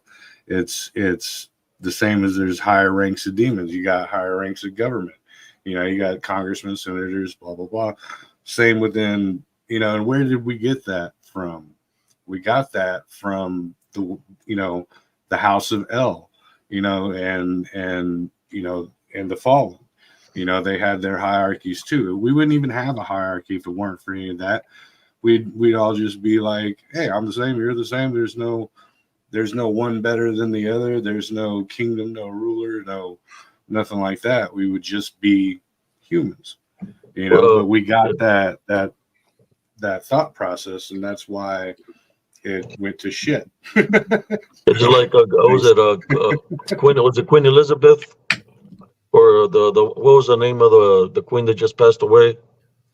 Queen Elizabeth II. Yeah, they say that like the people from their country, they'll be talking about them as in vampires and reptilians. That they've done a lot of messed up things in there. Dealing with that. So it's like, I mean, nobody knows, right? But if you pay attention, you see how everything. It's like Brother Josh Turner. Somebody can throw a rock at my house and break my window because I'm not rich, but I rather have my faith when it comes down to the spiritual war than being rich. Because it's what's within me that's going to be able to help me fight spiritually. I guess it's unfortunate. It doesn't matter if it's people coming up against me or spirits coming against me. As a demons, I'll be able to fight spiritually, because that's why I go out there and do the videos that I do to test my spiritual. I can fight spiritually, and I fought spiritually numerous times out there. I know one thing for a fact, that these demons flee when you say a tie binder and beacon in Jesus Christ's name. And my works is way different than other people that just read verses out of the Bible and want to say everybody is evil when they're the ones that are doing evil works. Which that's like blasphemy. Because they pour Jesus Christ's name in the picture, but it goes by the works. If you see the works, it's pure evil. So, and that's it's a strategy of so people won't have faith and people won't have a relationship with Jesus Christ. That's how demons work. You know, they can isolate you. Then they got you. They got you because they got you believing in other things, and they'll get you because you're not believing in Jesus Christ. But I'm just saying, out of my point of view, of my investigations, when I go out there by myself, I see what they can do. They can do a lot of things. You know, if you want to say powerful when they can change form or move real fast, like the wind, mimic different voices, talk different dialect. They have all these abilities. But I know when they come in numbers, that I'm able to fight spiritually against them. When I say I tie boundary rebuke in Jesus Christ's name, they flee, leave me alone. Then I'm able to make it home safely. But in this world, is people have to see it to believe it. You know, and it's like if somebody's not ready to go and investigate like that, like go into prayer, to go into these areas or area where there's some kind of activity, then they're liable to get spiritually attacked because that's what they attack for. It's not really they're going to attack for the flesh. They can be more dangerous just possessing your body, because all they have to do is if they have full control of your body, they make you jump off a bridge, jump in front of a car, and you're gone. You know. Mm-hmm. Yeah. So it's not necessarily that they're gonna drain your blood, or that they can possess your body and destroy you just by possessing your body. You know. Yeah. And now they even got us so twisted that even if you see it, you don't believe, they tell you don't believe it and you buy into that, transcript. It's like the new demon face syndrome that they're talking about. Yeah. They're like, oh no, it's just a mental. Yeah, it's like, dude, come on. I seen it with my own eyes, and you're gonna sit there and tell me, no, it's just your brain messing with you. You're going to take all these pills to fix that. I mean, look at Mike. Good grief. Yeah. Come on. Mass hallucination. That's the first thing that's a mass hallucination. How can you're all in different parts of the world and you're saying the same thing? And you're like, oh, there's just mass hallucination. Yeah, everybody's mass hallucinating. When I interviewed someone, get this. I talked to a woman named Michelle. No, not Michelle. What was her name? Melissa. My bad. There's a lot of M's here. That's why I get Monica's name mixed up with Melissa, because there's so many M's. See, there's another one, Maddie. There's all these M people, right? The M people are everywhere. But Melissa told me something very interesting. When she talked to us, you know what she said? She says, I'm going to tell you all this, and I don't even believe it myself. That's how she started a conversation. And Tony's like, look, lady, you're crazy. He hung up on her. That was it. We didn't talk to her no more. We don't know what she said beyond that, but we just thought if you're going to say that at the beginning, we don't want to talk to you. And Tony did the right thing. Thank you. Here to help. No, but she told, you were protecting us. She told us, she's like, I want to tell you something, but I don't even believe it myself. And I said, what did you see? It was not a werewolf. I mean, it was not a vampire. It was a dogman creature. But the point is the same. She didn't believe what she saw with her own eyes, because she said, I get this. She says, I talked to one of my neighbors and she said that there was a psychiatrist who that lady was seeing for seeing the same thing. Because obviously this is in their neighbors in Greenville, South Carolina. Mm-hmm. Right. And this is what's crazy, is that this guy tells her werewolves don't exist. I don't think he really talked like this. I'm just doing it. Werewolves don't exist. This man believes he will turn into a werewolf and something will happen. As you can see, nothing is happening. And right behind him, he's like, that's actually from the Wolfman. But anyway, the point is that the guy told her neighbor, she says, I think it's like a syndrome that's going around and people are just seeing like normal things. And I think it might have just been like a bush, but I thought it moved. What? Then she went on to fully describe what we would call in this community a dog man or a werewolf. And I'm going like, okay, that sounds very similar to what I saw.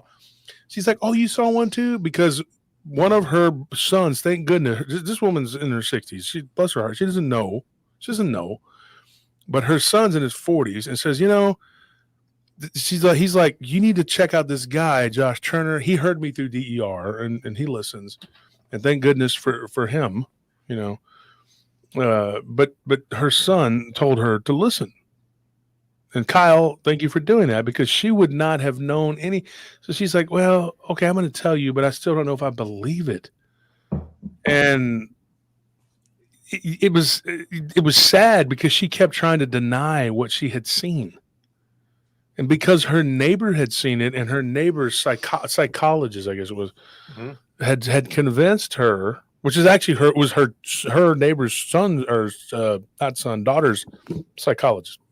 And she had a conversation with it and said, hey, what do you think of this? And he's like, oh, that's a psychosis, that your people are seeing these things and it's not real. And what's sad is that entire profession is based on this supposed pragmatism. But then, he goes on to tell her, well, what would be best for all of us is if you take all this medication. Yep. Yeah, okay, why don't you shove it up your ass and keep taking your medication, because that's not what's good for us. That's what's good for you in your pocketbook and whatever is going to work for you. And it's suicidal too. The side effects. If you take it, certain ones will make you suicidal. Yeah, and then take more pills for the side effects. And then take more pills for the side effects. And then ultimately they're making a bunch of money. And then, what would even be better for us if your whole family was on this shit, because they're all seeing it. It's all a big racket. So what ends up happening, this poor woman was considering taking medication because she saw this thing twice, and they had convinced her that she was crazy. And I'm like, no. I said, listen to what I'm going to tell you. And I told her my story. And then she says, well, I'm going to give you the name of my psychiatrist so he can give you some pills too, because you're crazy too. And she didn't do that. She didn't do that. That would be real pissed off. I think I would have had to go gargle Drano at that point. No, I was not. I said, look, no. I said, don't let these people convince you that you didn't see this. And then she went on to ask me questions. She says, well, if werewolves are real, do you think that vampires are real? And I didn't want to go at that point and put my neck out in there and say, well, but I'm going to say something. Yes, they are. And unfortunately, and I'm not trying to argue with Mr. Allen here. I think Allen seems like a pretty level-headed guy. And in fact, he made a pretty good statement. He says, I feel like I should be doing laundry. Probably but you're learning stuff. You could do laundry, Alan, while you're listening. I mean, it's okay. Put some garlic in your laundry, man, when you wash it. Keep vampires away. Yeah, do clean laundry. I heard that it keeps them away. I'm kidding. I'm screwed. I'm screwed. Joe's like, I do it once a year. It's almost that time of year, Labor Day. We do it. He came to the conference smelling good, looking good. He said, look, it was right before Labor Day. I did all my scrubbings. I said, good. You smell good. I did my annual scrubbings. He did his yearly down to the river. And, down by the river. But, when you stop and let me take Alan's comment off here. I'm not trying to put you on the spot, Alan, but Alan's very fervent that he doesn't believe that these things exist. Alan, I am not a crazy person. I'm really not. When outside of this, I'm a pretty normal guy. I mean, I might choke and beat a few people here and there, but that's about it. Look, these people got to learn. I'm joking. No, seriously, I'm telling you, this is something that I believe very fervently. Now, if you would have told me this 10 years ago, or not even maybe 5 years ago, we didn't believe in vampires. Yeah. Well, we didn't know. We would get these stories. And Tony, you and Armando were the first ones to tell me, what are we supposed to do? What are we labeling? And Tony, here's Tony, the first vampire story we got. And he's like, I'm really stoned and I don't know what the hell this is. And I'm just like, and Tony's like, I mean, I'll smoke some more until I believe it. I don't know. And I said, all right, come on. I was like, Tony, it's probably real. I mean, fuck, you know what I'm saying? It's just, you smoke some more. I can see it. You know what? Yeah, I can see this totally. Yeah, I believe it. That's not what happened, folks. That is not what happened. No, they're vampire frogs, man. I'm telling you. They're turning the frogs vampires straight. Okay. Dang it. I was shocked. Okay. I didn't know what to believe because Tony and me were talking. So me and Tony had run to the H. This is a true story. We ran to the HEB. Remember, Tony? And we debated. We were like, do we come on the show? And Armando was like, yeah, it's something from the Anunnaki, because everything was from the Anunnaki for him. Okay, people think I'm like a bad. He was the Anunnaki guy. Mr. whatever his name is, Rufy, he'd be hating him. But he was all about the Anunnakis all the time. I was like, dude, everything is like, whatever it is, I think I see becomes an Anunnaki to me. I'm like, dude, I'm tired of this. Okay, you're always about that. All right, and I don't even mean like the Sitchin stuff, whatever. You mean brother Armando Salazar? Salazar, yeah. Yeah. And so Armando was constantly pushing that. And so we read the story, me and Tony, we sat there, and Anthony, you were there. We were all there. And my brother was there too. And brother D is in the chat right now. D was there. We were all there. And we were like, what do we do about these? Are these flying humanoids? So Anthony, you said, and I quote, we should just say they're flying humanoids. And then we started getting reports of flying humanoids drinking blood. So I do agree with you to a degree, Alan. I don't think that the originals were humans, but it is some sort of, I believe, a parasite that they transfer to people. This is my belief. You don't have to believe it, but this is not grounded in any scientific research. I think that that's what we're dealing with, though. This black goo, whatever it is, has a parasite, and it creates this blood lust in humans, and it shuts down something in your digestive system. I think that they are feeding the parasites in their intestinal tract, into their stomach and whatnot. Because according to what I was told by some of these people, that if you look at their blood, it just looks like a bunch of little worms. Vampire tapeworms. Exactly. I knew it. And so you're sitting there and you're thinking, like, what in the hell are we dealing with here? Are we dealing with human beings who are tainted on a physical level? Yes. Are they on a spiritual level? Yes. But that is the thing. What you're dealing with, and you have to understand this, folks, this is the most important thing. These beings are part metaphysical and part physical, if that makes any sense. Purely metaphysical beings can move in and out of the reality that we are in. We know that. Out of the realms. Yes. But now if you take that and you interbreed with it, now listen to what I'm going to tell you. There is a being in the Levant. We talked about it the other day. Aisha, what is it called? The Aisha Kandisha. Okay. The Aisha Kandisha. And that is a type of succubus. Now, there is a type of incubus and a type of succubus that's very common in the Middle East. And they can actually impregnate females and then take the semen from a man and create babies with this. It's a succubus? Succubus and incubus. And they have found their fluids on people. And it's not, I'm telling you. Yeah. There are people who have witnessed this. They've had people. There was a woman, an African-American woman, got in touch with me recently, whose boyfriend, it was a sad story because she eventually had to leave him. I'm going to talk about that on Sunday, but she had to leave this guy because of him being sexually assaulted over and over again by a demonic entity. And then he believed that he had had a child later on, that wasn't his. And so with another woman, which is this entity, impregnated her. I'm telling you, people cannot, you don't grasp it. And if you don't understand it, and the first step is even believing it, then you're fighting a war with your hands tied behind your back. You're essentially a punching bag. So, if you want to see what it looks like, watch Shannon Briggs fight Klitschko. He just So when he impregnated her, the succubus, he didn't wake up with any kind of goo on him. Well, that's what's crazy. He was actually being raped by a male entity. Oh, shoot! Yes, and then she eventually, because he wouldn't leave that house where she thinks it was, but she thinks it might have been formerly been a human spirit.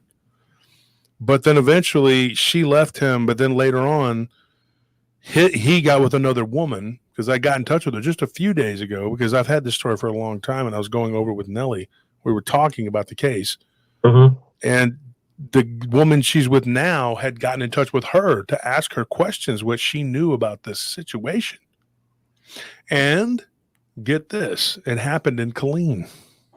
Oh, Killeen, Texas. Yeah. And so that was something I was going to talk to you about, Abe. So what ended up happening, this guy was, his dad was in the army, whatever, and they stayed there. He went to school there. I'm not going to say his name because I don't have permission. Do you know what location in Killeen this happened? Do what?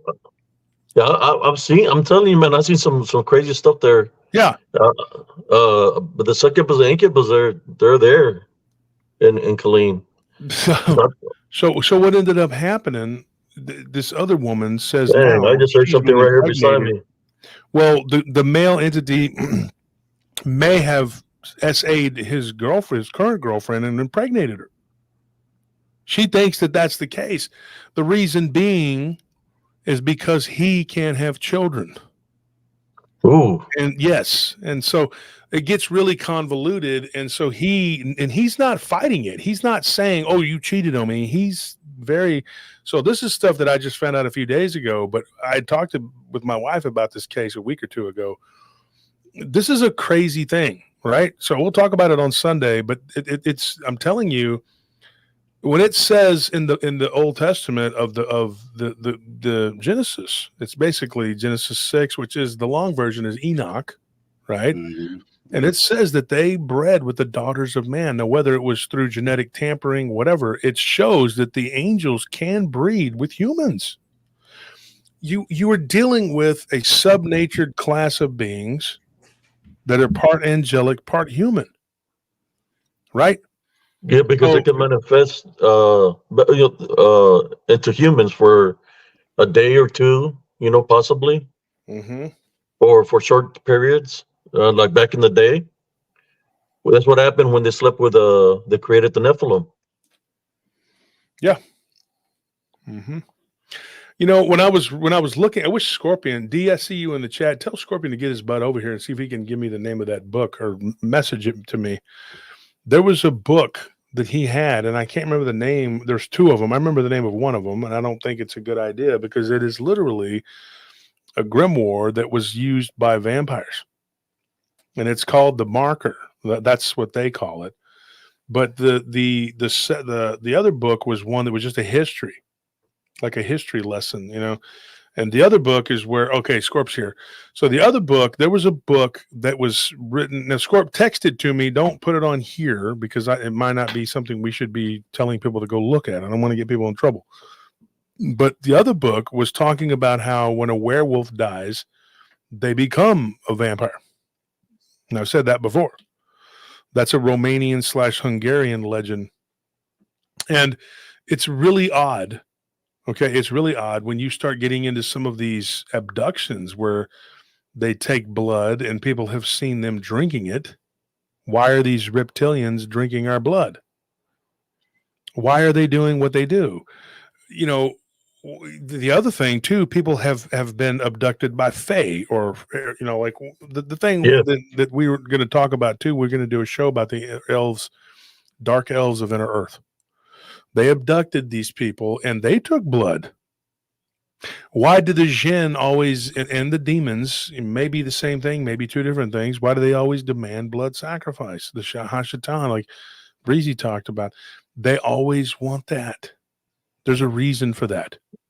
Well, yeah, the jinn that was out there when I was in Operation Desert Storm, it was going into the people and the people were getting killed. I guess it would be considered a blood sacrifice. Mm-hmm. And it was going from person to person, like possessing them. They would pick up the weapon, they get killed, and jump to the next person and to the next person. The people that are coming out of the foxholes or the trenches that were underground, underground bunkers. That's what the djinn was doing, and it would jump from person to person. And they had white flags. Well, they were surrendering, Yeah. But I witnessed that, so that would be considered like a blood sacrifice, I would say. Well, and we talked about the other, which is what attaches itself to a human to make them into an actual vampire. But here's another thing too. One of these guys, Charlie, I call him Charlie. His nickname was Chucky. but he was a handler for hellhounds.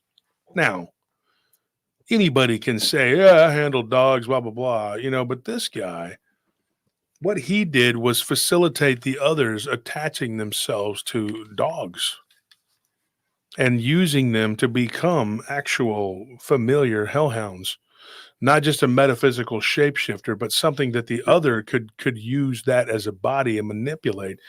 And we're going to get into that too, because there's all this weird stuff that they were doing. What you really think, I don't know, man. When you stop and you start looking at this, they're doing the genetic tampering on the spiritual level that it talks about in the book of Enoch, like what it talks about in Genesis 6. Genesis 6. It is very, very, very evil. And well, brother Josh Turner was talking about where there's people on Fort Hood about the second incubus. Well, in Killeen, Fort Hood is right. The army base, the biggest army base in the world, is right there. So, is there things that they're doing on there that are coming out to the city doing those things? That's another question, And it's right over inner Earth. It's right over the cavern system and all that. Yeah. Yeah. Yes. Yeah. Look at the highway that goes between Austin and 35. Yeah. Well, not 35. The one that goes from 35 up to Killeen. That one going toward the Florence Road. Florence. What highway is that again? Man, I can't remember on top of my head. Is it 281 or no, look it up? No. Tony, Anthony, one of you. I'll look it up. No, yeah, 281 runs up the middle, right? San Antonio to Dallas. To the right side of going towards past Corpus to the Rio Grande Valley is 281. Yeah. Oh wow, Monica just came back with her face like all up in the camera. When you come back, just announce "Caca!" So we know you're. Use the signal, caca. Use the force. The force. So let me ask you a question, Monica, because somebody had said we want to hear more from Monica. Oh, come on. Monica talks when she's ready. I'm listening. Well, you got to like participate. So we need you to answer some questions here. Okay, well, shoot me some questions. I will answer them. Okay, good. So what do you think about, we're just talking about the cave system, and Alan just said something very interesting. He says here in Kentucky, they have Mammoth Cave. It's a huge cave system. It is, yeah. And I was just about to ask. Interesting timing. By the way, it's 195. 195. 195, yeah, that's it. Yeah, always weird stuff there. We've gotten a lot of weird stuff out of there. Oh, yeah. No telling what they're doing out there. The Army used to call that road Death Road. We wasn't allowed to travel down that road when I first got to Fort Hood.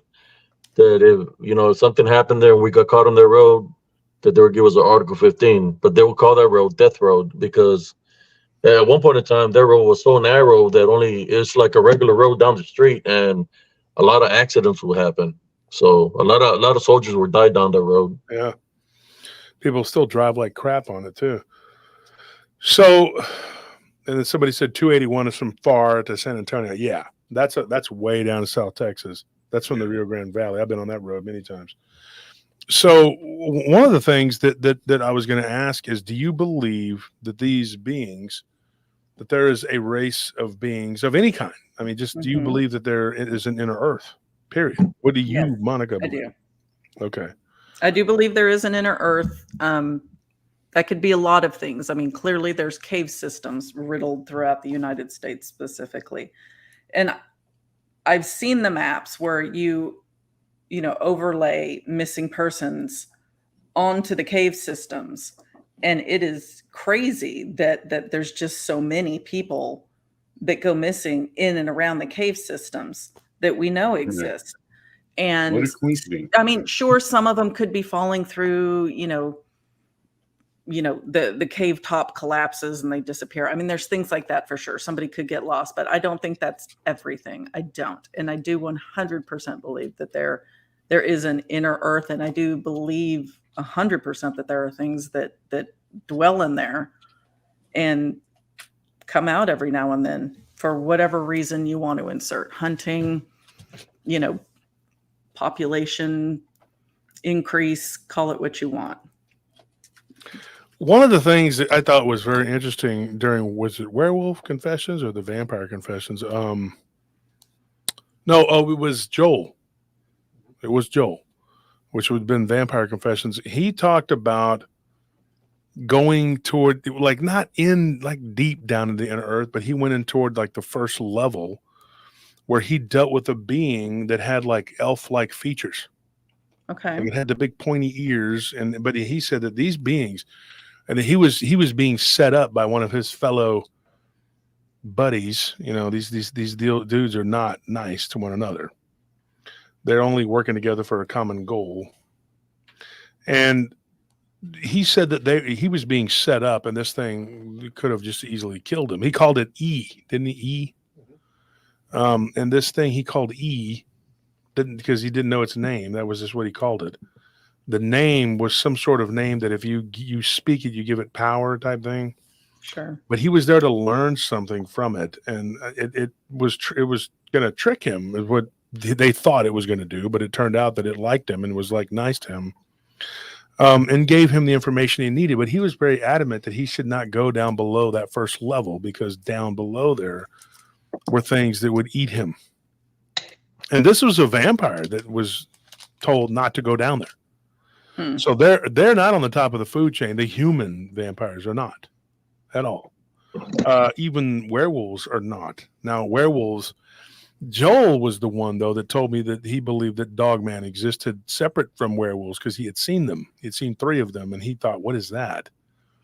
And it wasn't Charlie. It wasn't Carlos. And it wasn't, what's his name? Or her name, Eve.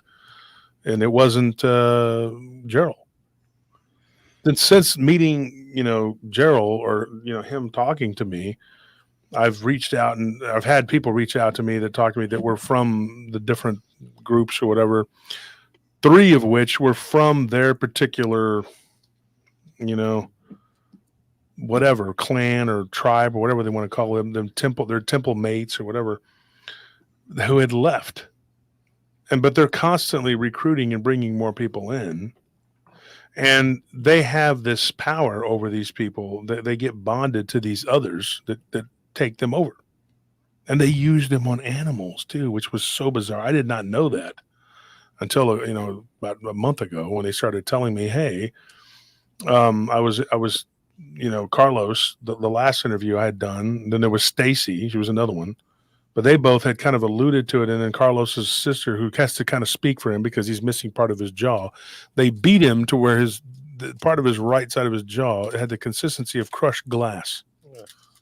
They had to take it out. So he can barely speak. And so what they ended up doing, they try to take over your life in every facet, spiritually, mentally, physically, whatever. And they intimidate and threaten, and they hurt you. They'll hurt you. They'll kill you. And so when he said, hey, I know somebody who you might want to talk to, he was a trainer. When he said a trainer, the first thing that came to my mind was like, oh, he's like a bodybuilder. That's the first thing you think of. I'm like, oh, he works out, teaches y'all to be stronger, And he's like, no, dumbass. And like, we don't need that. It's like, it's literally like kind of how he worded it, but I was like, well, yeah, let me back up some. He says, so what these people do, and somebody just said, didn't King Solomon mention about binding rituals? Of course. I mean, that's what they do. But this being that was on him was a more animalistic being that helped him to be able to control animals. And his was not he did not shapeshift. He did not do that. He would take on a sort of form that he stayed in a human-like form, because in his own words, if he allowed himself to fully change, he would have killed all of the dogs. So he couldn't do it. So I asked him, I said, when you changed into whatever form, what did you look like? And get this. This was weird. He said, have you ever seen Van Helsing where you see Mr. Hyde? Mm-hmm. You know, that character? He said it's something kind of like that, but not cartoonish. You're just really, really big, really, really strong, and you look like half of a werewolf. He told me Like that. an in-between. Like some sort of in-between being, because if you go full on, you can never go full werewolf. Never go full. If you go full werewolf, you're going to eat up everything. You just can't do that. You know, 400 years of just eating everything, you know. No, Like a Solomon Grundy werewolf type of thing. yeah, like Solomon Grunt, yeah, or like Mr. Hyde, yeah. But he said that he was like sort of this werewolf in between type being, where he still had his mind, but imagine being on like 100 steroids and having an anger problem, you know. And so he was also, I don't know, by his words, he was very feared by some of the other beings because he did have control of their weapons, which were their dogs. So these hellhounds could actually get this. This is weird. We touched on this. I think when did we talk about this? Yeah, yes, not yesterday. Day before yesterday. Yesterday. We talked about this when we had Phoenix on, John Phoenix, who was talking about the werewolf, the dogman in his homeland of Sweden. One of the things that he said was that they could actually manipulate them to stand upright. Right?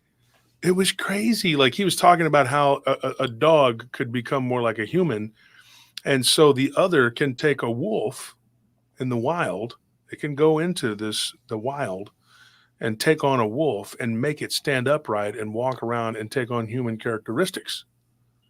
So he said his belief was that what people were seeing as the dog man, he was very dismissive of it. He didn't believe in it. He said what they're seeing is an other that can make a canine stand upright and act more like a man. But Charlie, that was Chucky's idea, but that's not what Gerald told me. Gerald said, look, I haven't seen anything other than other werewolves, you know, and he admitted he knew what Chucky was, but he said, I don't know about Dogman. I can't tell you, but Joel has seen this. So when I talked to Joel, who practiced vampirism, told us, yes, I've seen 3 of them together and they were not werewolves. He goes, I can see the other, and they did not have that. It was some sort of like energy on them.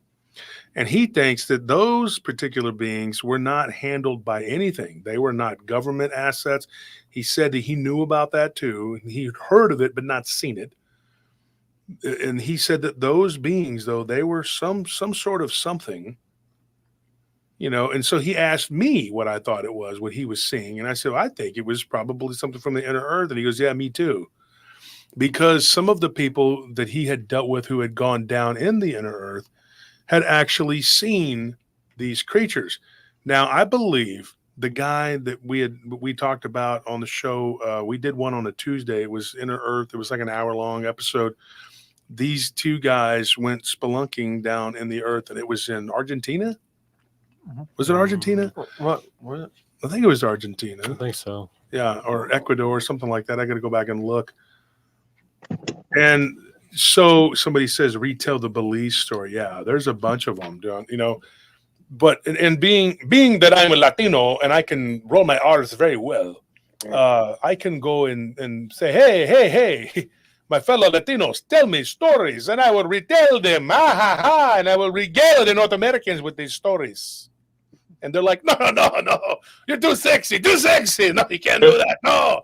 But then they give in and they give it to me.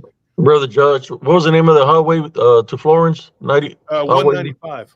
Well, you know, on 35, right off of 195, they got that inner space cavern. Mm-hmm. That's right by the highway. Dude, absolutely. Yeah. Dude, there was a guy, he was an African-American dude, and funny, his name was Charles. You remember him, Anthony? Charles Williams? I shouldn't say his name, but anyway, I don't know if that's his last name or not, but it was Charles something. Mm-hmm. He told us about doing security there. You remember? He worked with us. He was Joe's friend. Yeah, I remember. Y'all probably don't know who Joe is. Joe was one of the people we sent to Church of the Forgotten. Was like, yo, man, Joe's like this big ass brother, man. Like, he is not scared of shit. And he's like, Joe was cool. He was cool as hell, but he called up and said, look, you need to find some other fool, man. He goes, I've seen a lot of scary movies, and black people always die first. And he was straight up. He goes, "You better find some other dude to do this. Some crazy stuff going over here." And I'm like, "Joe, you're like 6'5", 400 pounds. You're scared of ghosts over there?" He's like, "That ain't ghosts. That's some demons." So, of course, he was right. We sent more people, and more people were like, "The hell with this." We sent this guy, Chris, who was very like level-headed, and he was just like, "The hell with that. I don't know what the hell is going on over there." And then ultimately I ended up going, and it was not good. And of course, Scorpion, like a little bitch, had to run down the road. And so I'm not lying. I would have left too if I could get out of it. My truck wouldn't start, and I wasn't getting out of it. I couldn't imagine being with Scorpion. Like, he was just like walking through the woods. Like, I'm not laughing about it, but it was like. Have you ever been in there, Josh, inside the cavern? Yeah. And so this. Man, I've seen some activity in there. There's a certain section where there's a dip and there's like a drop. Mm-hmm. I see some activity towards the darkness over there, some movement, and there's no way that anybody can get over there. Yeah, but I see movement over there. Yeah, you're right. In Longhorn Caverns, Inner Space Caverns, what's the other ones? In Shirts, Natural Bridge. Dude, I know security who've worked at these places. Okay, at least 2 different places. And they tell me that those caverns, what you see is only the trail and all that. You get the little that's for the kids. Yeah, there's more stuff there that's going on. Sure. Yeah.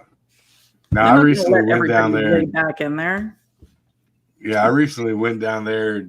Took the little kid to go see it, and we're like, but now that I know, I was like, Jim's like, "What's the problem?" And I'm like, "Dude, no, I need."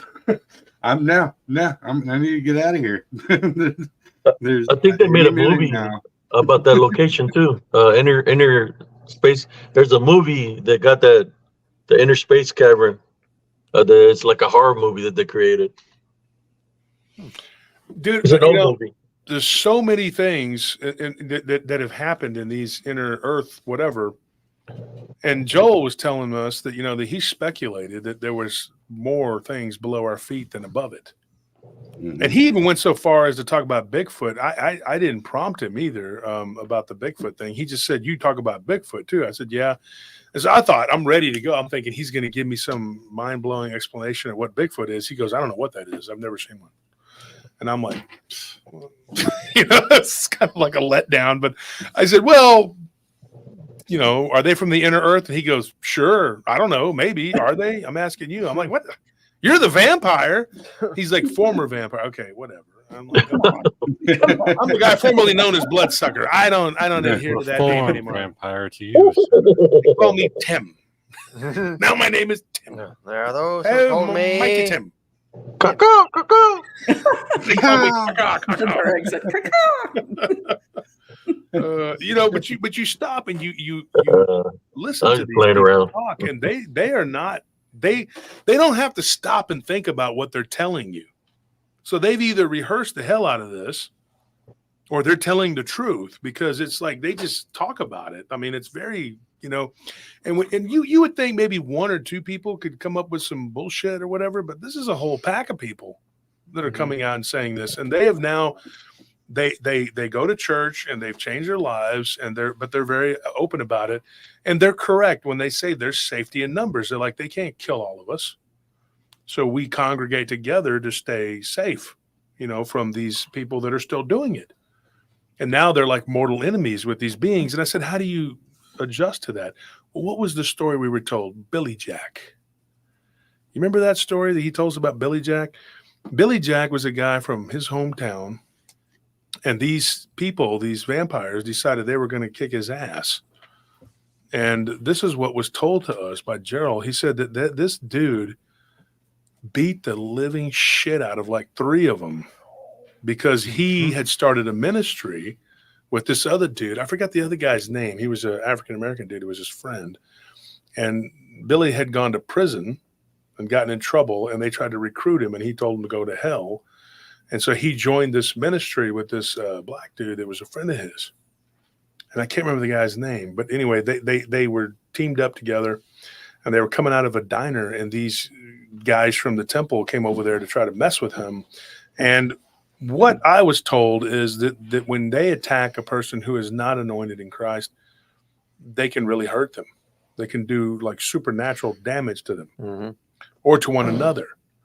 But with someone who is like anointed in the faith and is powerful in Christ, it's actually like an even playing field. Okay, they can hurt you, but it's not going to be any more than a punch. They're just like a regular person. It's like a regular punch, yeah. So they punched this dude, and Billy just kind of turned his head and was just like, "Okay, now I'm pissed," and began to beat the hell out.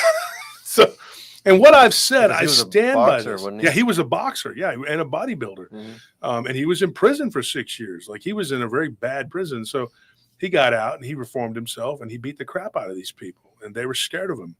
What's funny to me though is like, and I said this last night on the show on Rumble, I've never seen any when my brother walked out onto the dance floor and beat that guy's ass and took his pentagram, because my brother used to be a Satanist. He's a born again Christian. But and D, you're in the chat. I know you know this is true. This D had a pentagram that he had made. Okay, he pawned it, and this goofy ass Satanist dude that thought he was a badass. Name was Jason. All the badasses are named Jason. My name's Jason, the Satanist. I'm a badass. What the hell comes up and like, yeah, hey man, I'm Big Josh. What's going on, Big Josh? Doesn't have the same appeal as Big Wolf. You know, when you say I'm Big Wolf, I'm the boogeyman. You know, it's different. But when you come up and you say, "Hi, I'm Big Josh," make me power bomb you. I'm Big Josh. It just doesn't sound. You know, this guy's like, I'm Big Jason. Well, whatever. Jason came in and during Goth night, and I said this last night on the Rumble. And my brother's like, that's my chain and my necklace. Well, not anymore, because me and Willie tried to explain to him that, hey, it's no longer your necklace. You pawned it. And the guy was like, no, it's mine. Well, my brother, he had told Spike and Starscream basically to go screw themselves when they told him to put his beer on the little holder thing, whatever. I forgot what that thing is where it would sit there and like it was for your beer and your drinks. So you wouldn't spill them on the dance floor. And he kept...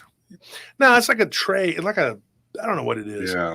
It's like he knows what I'm talking about. There it is. It was run through with a lightning bolt. Anton's personal design. See, you former devil worshiper. But anyway, point being, my brother proved that the devil ain't going to do shit to help you. Okay. This guy was talking about, I'm protected by evil and darkness. You don't want to mess with me. Like he's telling Spike and Starscream. And they come to me and they're like, well, this guy's saying he's not going to put his beer down. And he's, you know, I don't know, maybe they're intimidated or something. Well, I go back up the stairs. I told him, hey, put your beer, whatever. I don't care about your evil and darkness and you're listening to black metal and evil and darkness or whatever. D sees the necklace and he's like, that's mine. And he like runs down to the dance floor because he had pawned it at that pawn shop right there on, what is it? What's that pawn shop? He always goes to Lamar and Rutland. No, is it Rutland? I think it's Rutland. It's the pawn shop right there. Lamar and Rutland. He's like always there pawning stuff or whatever. And see, D just said that dude was a punk. so this dude's telling everybody. I thought it was when I told this story last night. Is it Starscream? Yeah, Starscream and Spike. Calling all Autobots. He's a Decepticon. But he's named after a toy, right? Yeah, tell him to his face he's named after a toy. Watch him slap your soul out of your body. That guy's like, he's named after a toy. Like, he's going to take my middle away from me. Not just playing. So Spike and Starscream came to me and said, hey, this guy, and Spike wasn't no punk either. And he said, hey, this guy says he's not going to give up his beer. I said, well, tell him to put it over. You know, I couldn't even. D's right, too. He carried around a big old stick. So D runs down and just beats the shit out of this dude. Like knocks him out of his shoes, dude. And this dude's like, oh, he starts like doing some kind of curse or something. What the hell? And D was like, Superman punch. In my whole life, I've only been able to execute that punch really well. I'd say maybe twice, but one time I really got it, dude. One time. But D, I've seen him do it a few times. I don't know how he gets away with it. But this guy was like, you know, I'm doing like he's Doctor Strange or some shit. And here's that dude was a punk force. And my brother comes and is like, fuck you, it's mine. Bam! And this dude just, you know, and he just goes like limp like a sack of potatoes and then gets hit a couple more times. And then there's Spike and Starscream kicking him too, and I'm like, why? I'm up there with Willie. We run down there. I'm the floor man. Willie's the head of security, and we're grabbing our bouncers to get him off of him.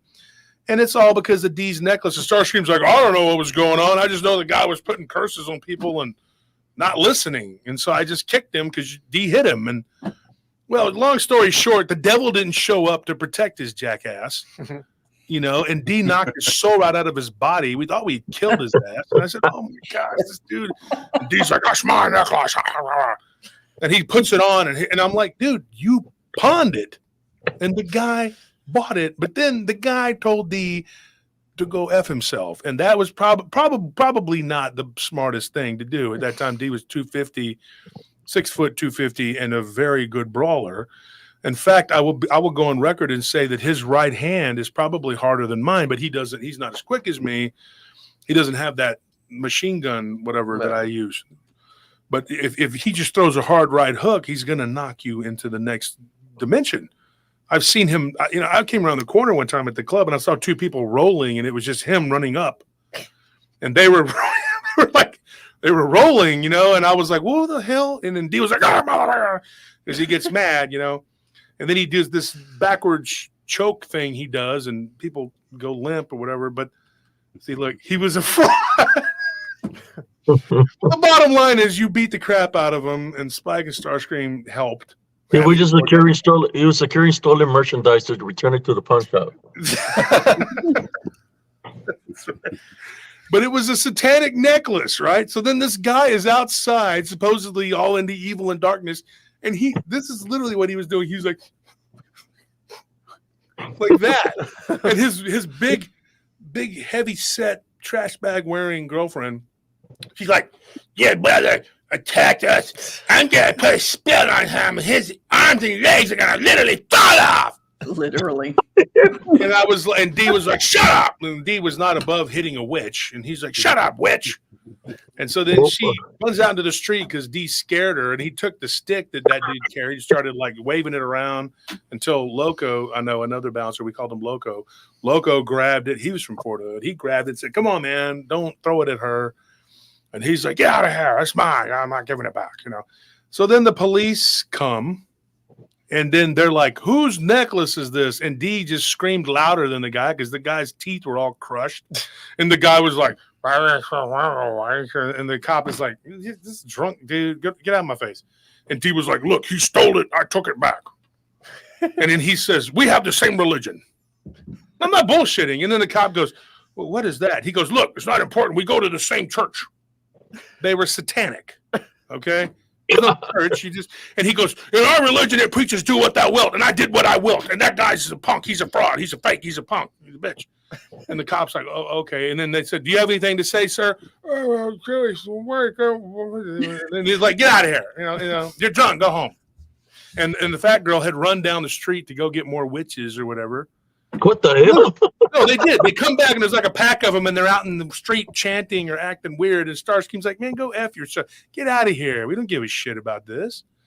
And so I went over there. I said, look, witches. How are they dancing, Josh?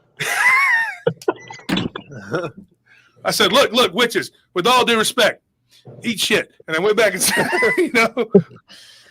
or something like that. I'm like, hey, I got to take a shit. Oh, my God. I don't know. I left.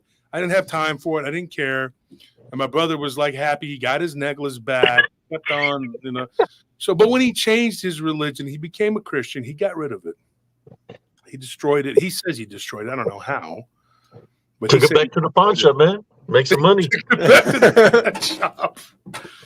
My brother was he's a reborn Christian. He was a wild man until I used to when people would owe me money, like club owners and stuff, I would send him in there with an open tab. I'd say, go in there, and I'd send him 2 or 3 of the other guys that were really bad, and they would drink all night. And then the club owner would call and be like, my friend, this guy has destroyed my bar. It's 4 a.m. They slapping my bouncers. Why you do this to me? Well, you owe me money. This is not right.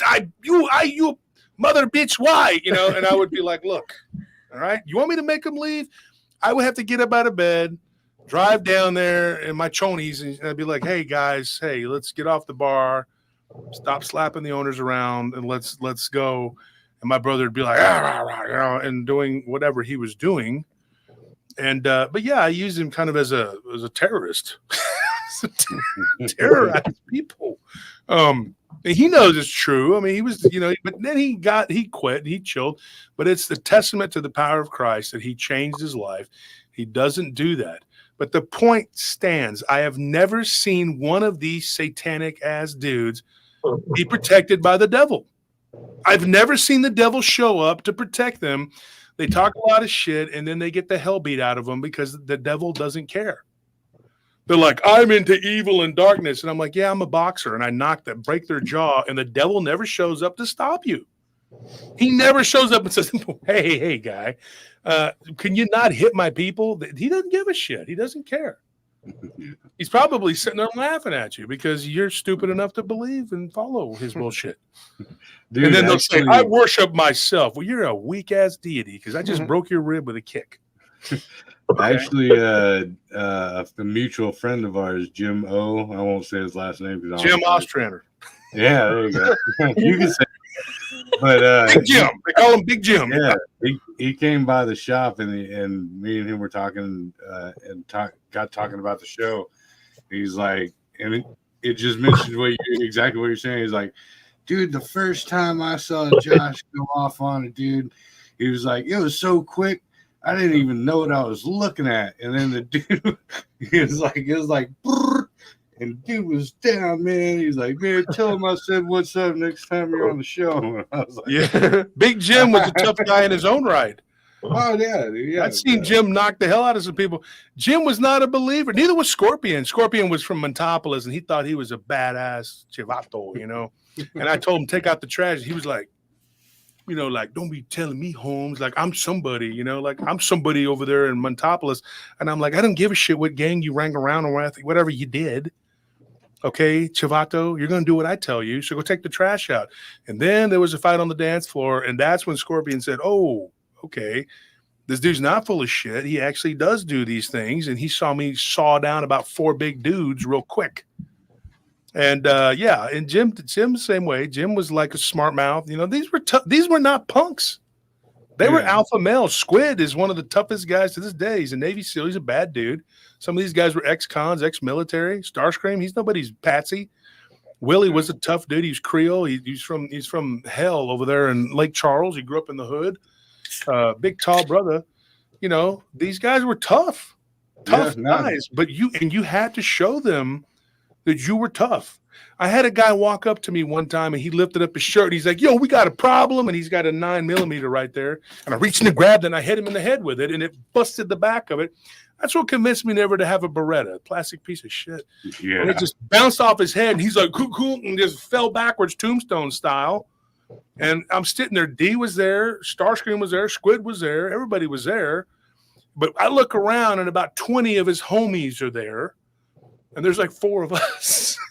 And I'm like, this guy deserved that. And they started like raining punches down upon us about our face, breast, chest, neck, and head area. And we fought our way out of it. And the hero in that was my brother, because my brother lost it and he took a pool stick and snapped it. And he did that stick shit he does because he had been practicing it since we were teenagers. That screamer?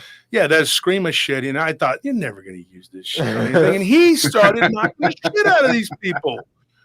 I mean, he was just like, pow, pow, pow, pow, pow, that Jeff Speakman shit, And I'm like, whoa, yo, good. Get in there. Do what you got to do. Yeah, he's like, you want to hit my brother? Okay, man. And so then, we got out of there and I knocked out a few people. I mean, it was bad. It was a bad situation. These people were not good people, but like I said, he just said it. I did my Jeff Speakman impression. I never saw the devil ever help any of these people. Yeah. Never. And I told my brother that. I said, I beat the hell out of his friend who was I'm a high priest in the church of the devil, whatever the F he was. Keith, what's his name? Keith or Heath or some shit. And he stole something from me. And so I beat the living shit out of that dude. And he was like, I'm going to pray that something bad, this and that. Nothing ever happened. If it did, I didn't notice it. But I did rearrange his face. And I told my brother, that was the turning point. I said, do you see this guy? He's a high priest of some shit. And I beat the shit out of him in my front yard and took his car stereo out in front of him. The devil didn't stop me. The devil didn't come and protect him. It didn't save his ass.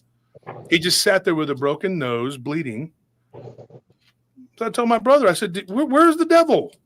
Where's the devil? He's going to be on your side because you're worse than him. You're bad. I mean, if a gangbanger comes up to a devil worshiper, the gangbanger's going to clip his ass because he's riding with the devil for real. Yeah. You know what I'm saying? I mean, he's going to be like, lip service. Yeah, the devil's on my side, motherfucker. That's what, for real. I mean, you're more evil and dark than they are. I mean, they're like, I'm practicing evil and darkness. I'm going to shut the hell up, dude. Ain't nobody, you ain't doing shit. You listen to black metal in your mama's basement and you think you're doing something. Yeah.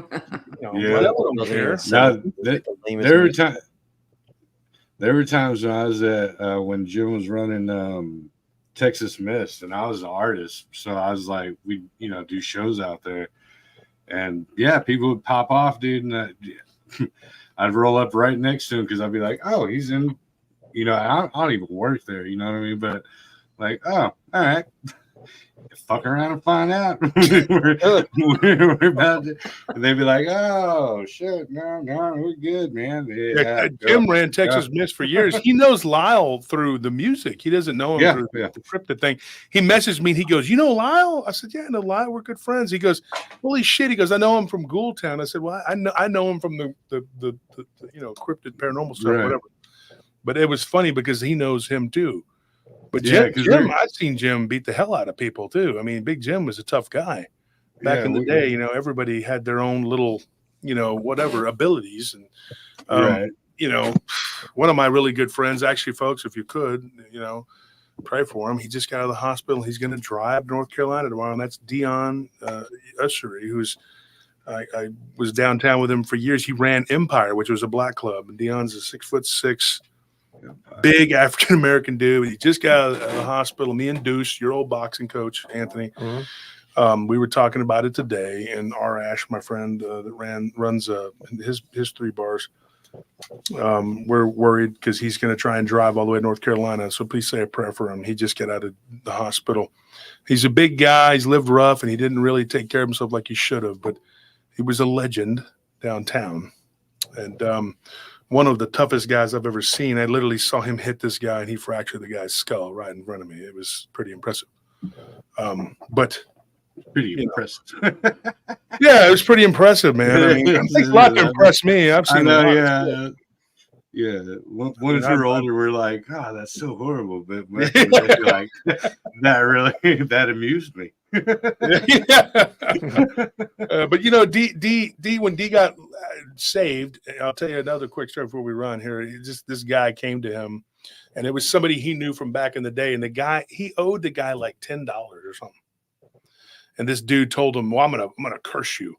And so D got out of the truck and kicked that guy so hard in his balls that I don't think the guy thought ever of cursing anybody the rest of his life, because I'm pretty sure he was singing in soprano the rest of his life. The guy was like, "Oh, D was like, you're gonna curse me? You gonna curse me? Go ahead."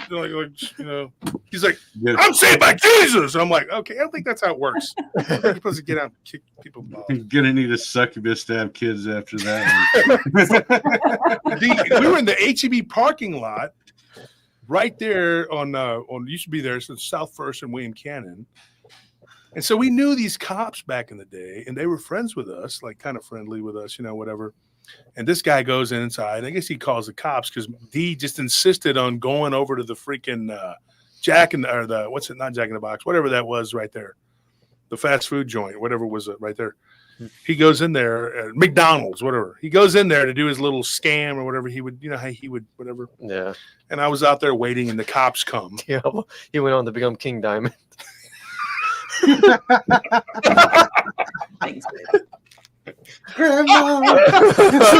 I go in there, and the manager lady's like, I know who you are, because he's already done this scam, Then the cop comes in, and it's this cop we know. Speaking of Jason's, this guy's name is, I'm not gonna say his last name, and he goes, Wolf and Diablo. He already knew who we were. He'd been transferred to our sector. He goes, come here. He goes, you got a guy out there with one testicle. What did you do? Dude, he do it. I was like, I didn't do anything. I was like, my brother. And he's like, your brother's got an anger problem. You know, no shit, he's got an anger problem. I know, Jason. I said, I'm sorry, man. I'm sorry. He goes, Wolf, I'm okay with you. You know, you do things sometimes, but your brother, he's got an anger problem. And I told him, I said, this guy's over here talking about throwing curses and stuff, you know, and so he goes, what happened? I said, the guy, you know, jumped on my brother and tried to attack him. Total bullshit. I didn't know what to say. I was like, I'm not gonna let my brother go to jail. And then D just comes right out of the bathroom. Look, Jason, all right, I don't know what the deal is with that guy. He started trying to put a curse on me, so I kicked him on the balls. And I was like, did he attack you first? No. I'm like, sitting there lying to this guy, and Jason looks at me like, he could have just lied to me, too. But you didn't. He goes, no, you see, I got to actually file a police report. Nothing came of it, thank God. Because get this, a week later, and D says this is divine. He says this is divine intervention. D, don't lie. You said this.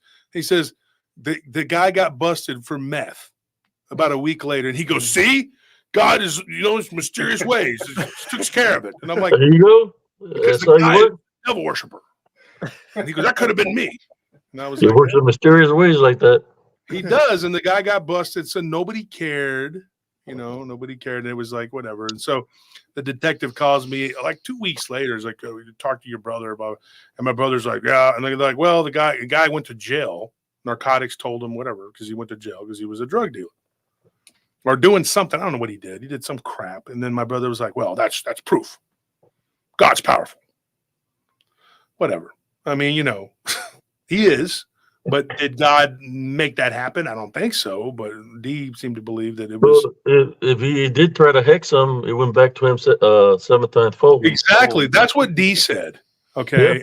But it just goes back to my point where is the devil? I don't see him helping these people.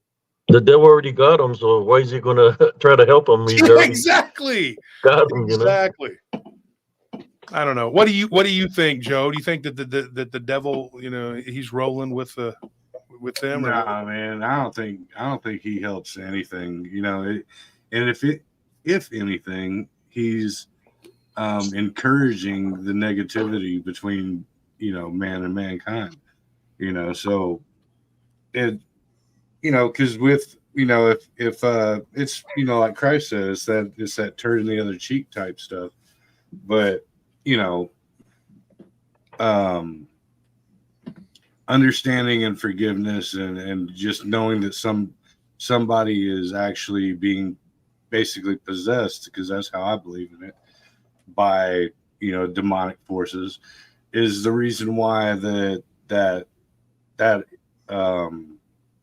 anger and animosity exists to begin with, you know, because like I said earlier, like if it weren't for that, we wouldn't even, you know, we wouldn't start shit, because there would be no shit to start, you know. It'd just be like, you know, love and tranquility through it, because that's the how the Creator created us. It's just that we've been ran on this narrative of wartime and tribal, and, you know, us against them, and it, you know, but you know, but in all honesty, at the same time, you know, you go and fuck around, you're gonna find out. Like, don't start shit, because, you know, we do have a mentality and a part of us that will not put up with it. We won't stand for it.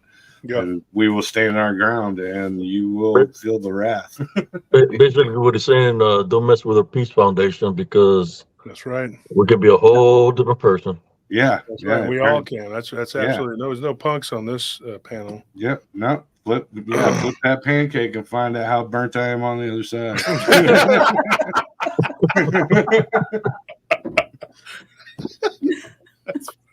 What's wrong with this one? Well, you know,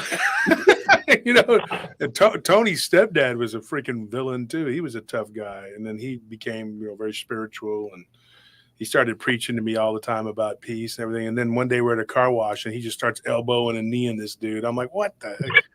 the whole time, hey man, you really got to chill out and calm down. I'm like, yeah, man, I know. I'm getting older, man. And this dude starts arguing with him, and next thing you know, he's kicking and punching. I'm like, these people ain't never gonna change. Can't go eat dinner with these people, man.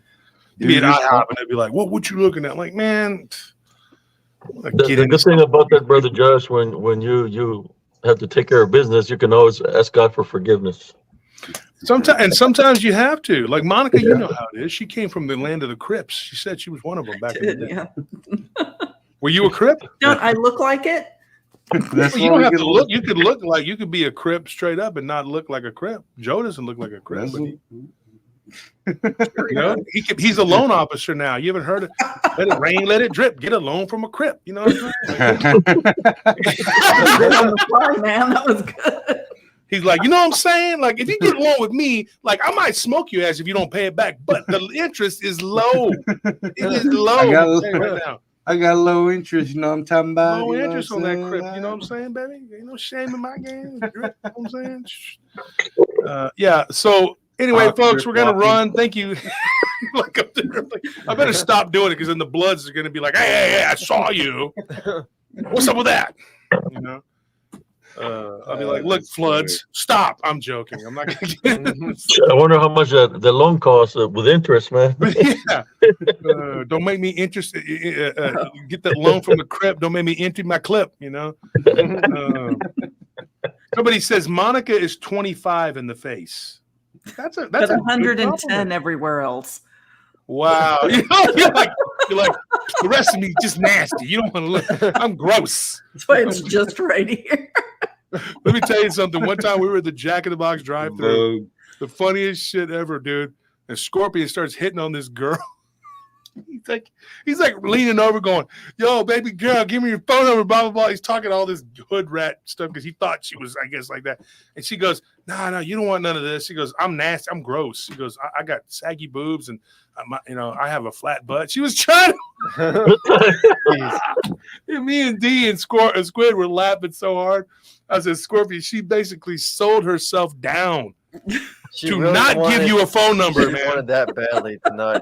Wow. I felt bad for him. I said, look, you're not ugly or whatever. And she goes, yeah, I got bad breath. There's a lot of bad things about me. I look good in this shirt, but I'm really nasty. You just said you had a boyfriend. I was like, damn. She laid it on him. She goes, yeah, this is the second time. I've already told him before. I guess he had gone through there before, was hitting on her or something. And I was like, I'm driving, and I'm just like, yeah, okay. Well, thank you for the tacos. $2 for $1 or whatever they were back then. See ya, And I said, oh, that was brutal, Scorp. What in the hell? And he's like, she's just playing hard to get, dog. Dudes will lie to themselves. Okay, they will lie to themselves. Scorp's gonna get on me now. Hey man, I had to say it. It was funny, right? But it's what it is. So, folks, tomorrow night we got open lines. Open lines do really well when the show is on. For but whatever reason, the replays don't get it because I don't think there's any information to tell you what the stories are. But there are people who are telling their encounters on the show. So for like 3 hours, you just have people telling their stories, telling their encounters. So that's what we're going to do tomorrow night at 8:00. And then come and join us and check it out. You won't be disappointed. The last 2 weeks have been fire. Literally, yoga fire. Okay. It's been awesome. So check it out. And what did D say? We'll stay calm, do not imbibe fear and fear the ghouls. And God bless with all the family. See, yeah, much so. See, D's totally different person now. But back in the day, he was horrible. I, being his younger brother, I was like responsible for him. I was like your brother, he bet someone's throat out. I'm like, why am I being told this? Because he's your brother, Drove me nuts, man. Anyways, folks, so thank you for tuning in. Tomorrow, like I said, open lines. Be there. It's going to be great. We're going to have a good time, right? And I think it says here, BMR says, no, I admit he's not D. I'm trying to get BMR here. Where is? There's Boomer. Boomer says, I am on right after it at midnight. There you go. So then we go, and then you get on with BMR. Monica, are you going to jump on with BMR tomorrow? I will. It's 11 o'clock Central. It's 12 o'clock. Okay. Eastern. You guys do what you got to do, man. You know. So, folks, show up tomorrow night. I'll see you. We had a great time. I hope you guys can come back next week. We had such a good talk tonight. You know, except for me. Are y'all going to make it tomorrow, next week? Oh yeah, Yep. I'm down. Yes. Okay, guys. All right, Brother Abe. Brother Abe is tearing it up, man. You got to go listen to him talk at night. My wife is now addicted to his show. I'm always hearing, and I hear Monica's voice all the time. Nellie's like always like, you know, and I'm talking to her, and she's like, "Yes, you can burn the house down. Go ahead, whatever. That's whatever." You say. Like, what? Because you know, It's just whatever. Just one shut of up and y'all go is away. always on talking on her phone, but I don't. I have to deal with things, you know. But there's somebody's always talking. I hear y'all's voice all the time. All right, guys. Thank you. Blessings to everyone. Much blessings. Yes. So thank you for everybody to show up. Thank you for those that donated. We got Kate Hunter for sure. Thank you for that. Always coming through, Kate. Please pray for her. Nathan Burr says, DCG says, Wolf, what do you think about the Lassetto? I don't have time to talk about it, but I can tell you. Two Shadows, Shade Viking, and then we have more people who got the membership there, T-Mac, and then, of course, Ridge Runner. And I think Ridge Runner is actually a mod for you now. Yes. Yeah, good guy. Awesome. And, of course, one of my best buds there, Chris Kramer. But, you know, supposedly there's all these people that are like this. They hate me, but yet I'm feeling all this love. I don't know what's going on. They're Oh, fans. snap. I guess it wasn't real. Man, I'm sorry. I'm terrible. Mickey G, how you doing, Mickey? Everybody, thank you for tuning in. We had a great time. I love Joe, Monica, Abe, Tony, and Anthony, everybody. And I'll see you guys. Good night. Good night. No. Night. So that's it. That's Paranormal Roundtable for tonight. Thank you, Titoe, for that donation. She always waits till the very end. She's like, I don't know how good this show was. Yeah, I was just about to say. There might have been some. I'll wait till the end and see if there's some boo-boo going on here. And then, okay, it's good. All right, we're going to go ahead. We're going to make it. Making bacon pancakes. All right, let's play it out. All right, folks.